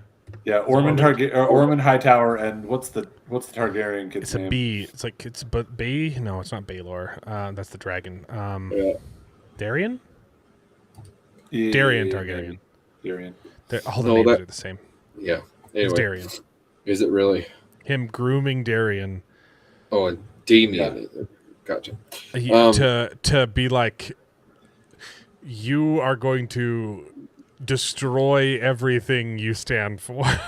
Like, the Targaryens are scum. You are. It's fun. It was fun to see. Damien say like, no, like we're Targaryens. We're gods. We're better than the other people. And then the Hightower to see, no, we don't have dragons. We don't use them as crutches. We're better than the other people. Yep. Like, we are better men because we don't have dragons. They are subhuman Targaryens, and they think they think they're gods, but we're the better men. We just couldn't fight the dragons. But we're going to use you. It's such a good character. I think it's an interesting thing because it's something so good. Yeah. It's something that probably would have been sold better from what I understand in the books. Like they also have like purple eye, like the Targaryens also have like purple eye, like even more alien features in a way that would make them easy to point to and be like they are subhuman or whatever. Gotcha. Yeah. One thing I didn't like is the sea snake dude. He finally acknowledges his kids, right? Yeah. And then immediately demands that Rhaenyra acknowledges the kids. Yeah. And gets really upset about it. And like, dude, just chill your grill. You waited years. And he knows the exact reason why. Exactly. And he gets mad at her. He gets mad at her like, your sons are bastards. You're not acknowledging my sons, and your sons were bastards too. And they're like, I do like the line. My sons are dead, and I'm in a very precarious position here. I really like his line of dialogue where he says, "Tell me why your sons deserve what my sons cannot have." Than mine. Yeah, that's a good line. It came way too soon. Right. That needed to be like end of the season line. Right. Yeah. I agree with that. It was just absolutely ridiculous. Like I think it's because they're running towards the Rhaenyra's. That's the thing though too, is because Rhaenyra is also right in that if she were to do that, I think it could bring even more criticism on her own bastard children in a way where it's like she's not wrong, but also she's not handling it well. Yeah, and I think that they're trying to lean really hard on the she's not handling it well. She doesn't need to bring it. She doesn't need to bring it up from that angle. All she needs to say is, "You're right. I should acknowledge them, but I can't right now. You're right. I promise you, I will at a future time. Yes. But now is not the time." She for handled that. it very That's all poorly she had too. to do, and she just completely blows him off, and he just yells at her, and like this interaction doesn't make any sense. This is a great meme. The Iron Age. City states. I was like I agree with you. She is right that she can't acknowledge them, but she handled it poorly. But they're leaning really hard on this. She handled it poorly, so I'm like, I don't know. Yeah, I agree. She should have handled it better. But also, I completely agree. He overreacted to it too. Right, and it's dumb of him to not see that she's in the position that she's in, that she can't do that. That she tried, and she did at the very least say, she did at the very least try to say, like, I get it, but I'm in a really precarious position right now. I can't do that. She could have explained it better and more, but she did at least point it out to him, and he completely refused to see that. And they're trying to show that he's kind of acting irrationally too, because he just lost everything. But you gotta, it was too fast. The only reason why he's acknowledging them now is because he doesn't have anything left, right? Because he has nothing else. It's a little frustrating, but it is, I think, somewhat understandable. So yeah, no, like all of the pieces make sense. The way it happened, Right. didn't. It's the execution that didn't make sense. The whole I conversation. will also say the same is true about makes Damon sense. with Reyna, Sheep Stealer, where it's kind of like, oh yeah, I mean, I get where you're coming from and why you're doing what you're doing and how you're handling it, but I also think that at a certain point you can say, hey, it turns out it was Reyna, and I don't know. I think lying to Rhaenyra is not there's going not to go enough. well for him. They haven't shown Rhaenyra's crazy, and like Rhaenyra gets crazier. You're right, but she's not crazy enough at this Right. point where Damon couldn't fly her home and say, "Hey, I found the writer. It's my daughter. She was there to help." She was And trying yes, to help, things and she went- messed up. exactly. Because you can acknowledge she messed no, up. the She dragon acknowledges messed that up. she messed up. Say like she thought you're she right, could you're help. right. The dragon was uncontrollable. Yeah. If you want revenge, take the dragon's head. You know, like Right. or something along those lines, or at the very Or, least be look, saying, we hey, have another dragon on our team now. yeah. Yeah. So it's a the similar problem level is of it's a like, wild dragon, and he doesn't trust it. But same. yeah, nobody trusts. Yeah, it, I including agree. you saw All that the- his dragon didn't trust the wild dragon. Yes, Right, They've told you, oh, this isn't the case, but it's not believable. You're like, you could talk. Yeah. At this point, you Yeah. could talk. And again, if you wanted to say that it is the case that way, then you need to demonstrate it a little bit better and show why Damon would be under that impression that she's not going to be able to handle it. It's becoming very reminiscent of Game of Thrones season 8, where you're like, yes, the concept is fine, but how we got here was not. Yeah. That's fair. She I'm still sort liking of it. I'm still forgot thinking about it's the really Iron well Fleet. done. My bigger complaints is not necessarily that like, oh, this is happening and I dislike it. It's more like this is happening and it's frustrating, but in the way that I think it's supposed to be frustrating, because it's like, it sucks. You guys have, like, I don't know. I think that they're like, it's a good character that you love to hate kind of thing. I think that they're doing a good job with it. So I'm still enjoying it. Yeah. It's still good. It's just some of the decisions are kind of silly. Yeah. Again, I mostly take that as the character's decisions are silly, but it makes sense for the character to make that silly decision. And it's going to be interesting to see how that comes to bite them in the butt. Yeah, sure. But I don't know. Compare that to something like Breaking Bad, where the characters are all despicable people, but they're so well written. Their dialogues and their choices are, I don't know. It feels like they need to be smarter with how they're writing these characters. But I'll give you that. Especially if they're supposed to be royalty, right? They're supposed to know decorum. They're supposed to know how to do these things. It's like I can do that better. I can be a better ruler than you, Rhaenyra. It's like, come on. Theoretically, yeah, but also you get a lot of the Aegon type of rulers where it's like they've maybe been trained, but because they're so spoiled, they haven't paid attention and they don't care and they just get big egos about it and things like that. So, yeah. Anyway, yeah. Not as, yeah. There are some silly choices. Yeah, I've also started finally catching up on the Avatar, the Netflix Avatar. It's not been great. Yeah. No, didn't look great. I never bothered with season 2. Yep. Yeah. I also went and watched the Invite, the Seth Rogen movie that just came out. Why did you do that? You know me. I'm a glutton for punishment, I guess. Honestly, it wasn't that there was like 30% of it that wasn't terrible. There was some really interesting things in there, but it's exactly what it seems like it is from the trailers. It's about the neighbor couple trying to say, hey, let's have a foursome or whatever, be swingers or whatever. But I will say there's one thing that I really did like about it. It flirts with the idea of trying to say, hey, if you're in a miserable marriage, it's dumb to stay together for the kids kind of thing. It flirts with that. It does kind of go that direction. However, it's I agree with you. It's an admirable decision to stay together for the kids. I agree with you. I actually do agree with you. I do think that if it's becoming a toxic relationship because of that, then maybe it is still to an fine extent. yeah, Yeah. to an extent. But I agree that people jump to that way too soon. What I will say that this movie actually did a little bit better is it said that, but then it also said sometimes you need to move on to a new relationship. Sometimes you find a new relationship with the same person, trying to encourage them. Sometimes to say, you need a threesome with the neighbor.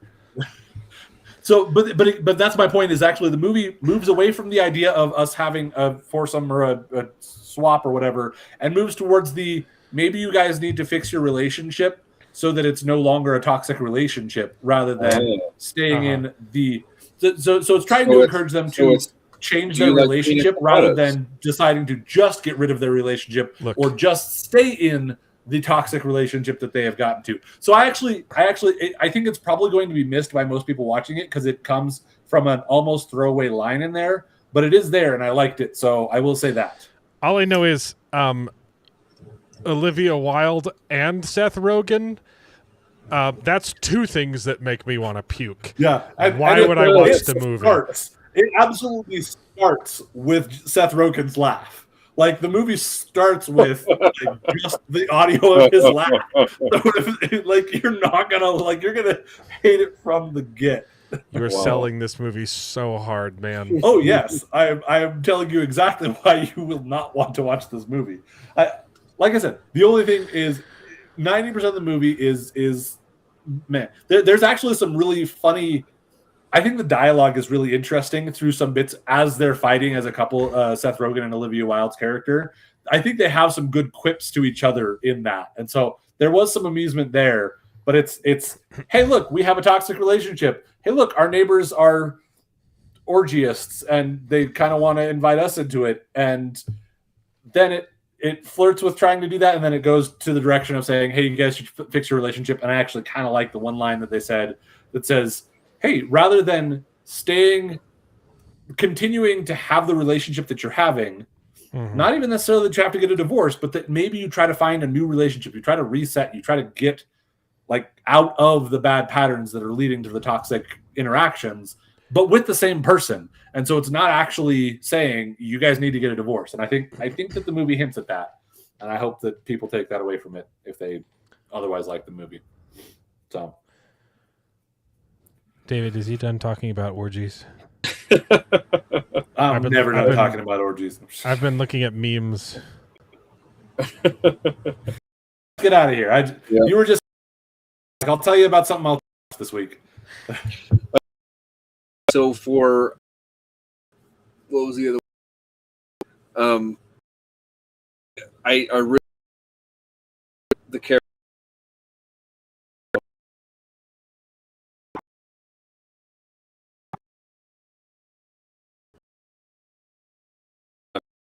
between a lot of these characters.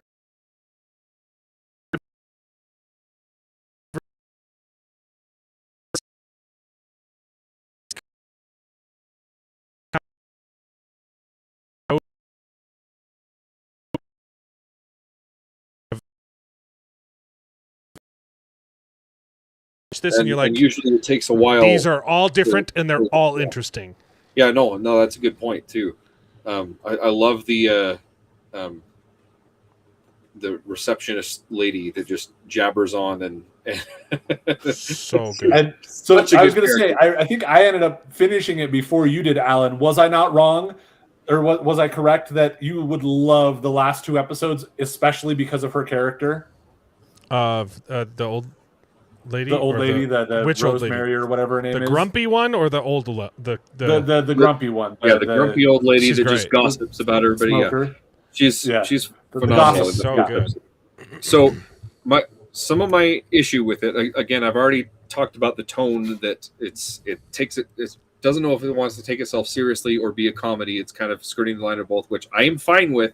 It just, there's a little bit of disconnect there sometimes. I'm with you. But some of the decisions in episode 1 don't really make sense. Okay, so he's the mayor of this town. He doesn't believe in any of the superstition stuff. Everyone else in the town is crazy about all this superstitions nonsense or whatever. The island is cursed. The town is cursed. Everybody that is born there and leaves dies, right? everyone's superstitious except him, right? And then he has this run-in with the guy, the eyes going white, right? The zombie or whatever, and he's kind of freaked out. Understand? Like maybe there's something. Talking to with the reporter. And the local guys, something in the fog. the local guys who are supposed to be the superstitious ones are fine going out in the fog, and he's like, no, don't go, whatever. That part didn't really make sense to me. All of the local people, but yeah. Yeah, He was trying to stop the local people guys, which are the superstitious folk, from going out, and he's like, they're like, oh no, it's fine, it's just fog, it's fine. No, they're supposed to be the superstitious ones. Not every single person on the island is superstitious. There are the kooks. There are the main guy. Yeah, there's in particular the one guy that's really into it, and some of them are superstitious. But what you'll realize, most of them are not superstitious. Most of them are just a little bit stitious. Yeah. What you'll realize is most of the locals, main character guy aside, is they're very superstitious, and they've grown apathetic to it. Mm-hmm. Okay. This is everyday life. Sure. So you might as well just keep chugging along. Yeah. That's and you are also intentionally misdirected about the characterization of the main character. Okay. Yeah. And it's very, very good. Okay, sounds good. He may not be as non-superstitious as he wants you to think he is. Gotcha. It's so good. It's so good. I really like it. It's just a couple things that are just didn't quite make sense. Keep watching. It is not. Keep watching because Yeah. No, David, what you're doing right now is noticing. And you're supposed to. Okay. Gotcha. I will continue to watch because I did enjoy it. It is not inconsistent. Okay. It's very consistent. Sounds good. Was that it? Oh, probably. I think so.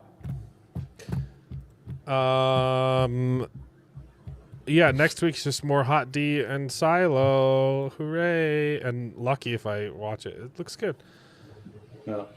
Yeah. Was there another show on Apple TV that we wanted to watch too? There's probably a few. I mean, there's like Slow Horses that I'm like 3 seasons behind on. They're pumping those out. Those seasons of Slow Horses are coming out faster than annually. Like they move up a month. They move up like a month each year. It's it's crazy. It's still weird to me. I feel like I've only been hearing about Slow Horses for less than a year, but it's wild that it's already on season 3. It's very good. I've heard good things about it's on like season 7, dude. I've only watched the first 3 seasons. I'm behind. Oh gosh, really? I don't think I've even heard about it until this year. That's wild. It's quite. I heard about it last year, but I don't. Know much about it's certainly not more than a year ago that I like. Not any more than. It's not really the kind of show that you need to like talk about weekly, though. It's just That's fair. It's just solid. There was how many seasons? There was something else on Apple that I was thinking of, but then there's also Rooster that I think is on HBO. That like I heard it was good, and I haven't had a chance to check it out yet. I liked it a lot. I finally finished the first season of Game of Thrones coming out at the end of this year. There are 5 seasons. They're done with season 6. They've already started filming season 7 of Slow Horses. Crazy. Yeah. Also, I finally finished Gary Oldman being grumpy. Yeah. Gary Oldman. What is a wick? It's created by Will Smith. Yeah, I finally finished Game of Thrones season 1, so making my way through that.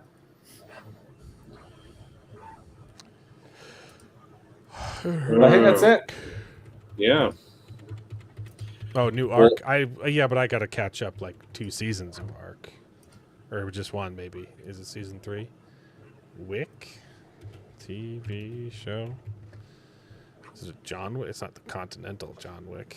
No. I don't know what Wick is. I don't think the Continental was well received enough to get a second season. Yeah, I thought it was pretty poorly received. So I didn't watch it at all, but I heard not so great things about it. I should catch up on it. It's a fine show. It's watchable. It doesn't scream to me as like a masterpiece. You know, it's like, but it's fine.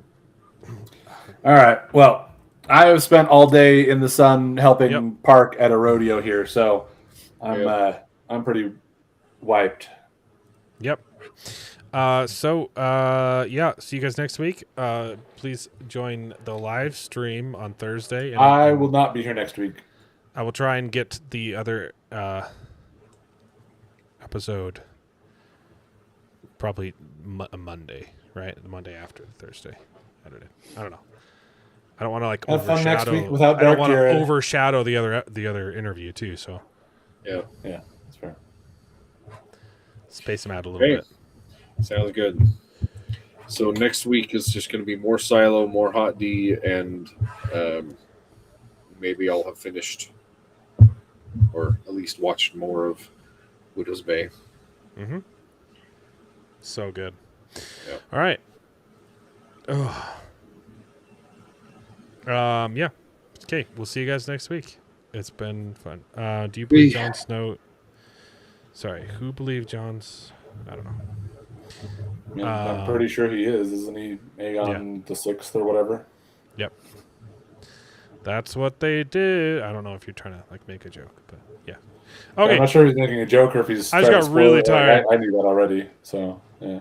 I just got really tired. So we'll see you guys next week. Bye. Okay. And now it is time to say goodbye. We had a great conversation. It's been fun. But all good things must come to an end, and the goodest ending I can think of is Right now, this moment, this night. So I guess we just say goodbye. So, goodbye. Toodaloo. Au revoir. Auf Wiedersehen. Ciao. Ding dao day. But come back next week for more outrageous bloopers. This is the end. Well, there's only one thing left to do. I'm gonna go home and sleep with my wife.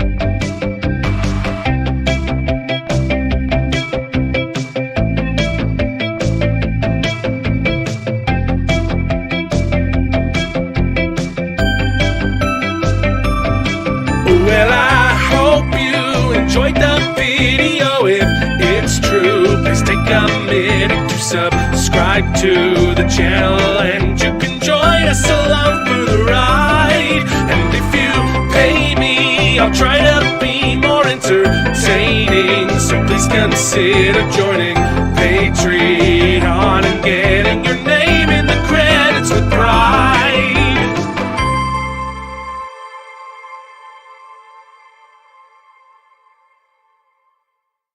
I'd buy that for $1.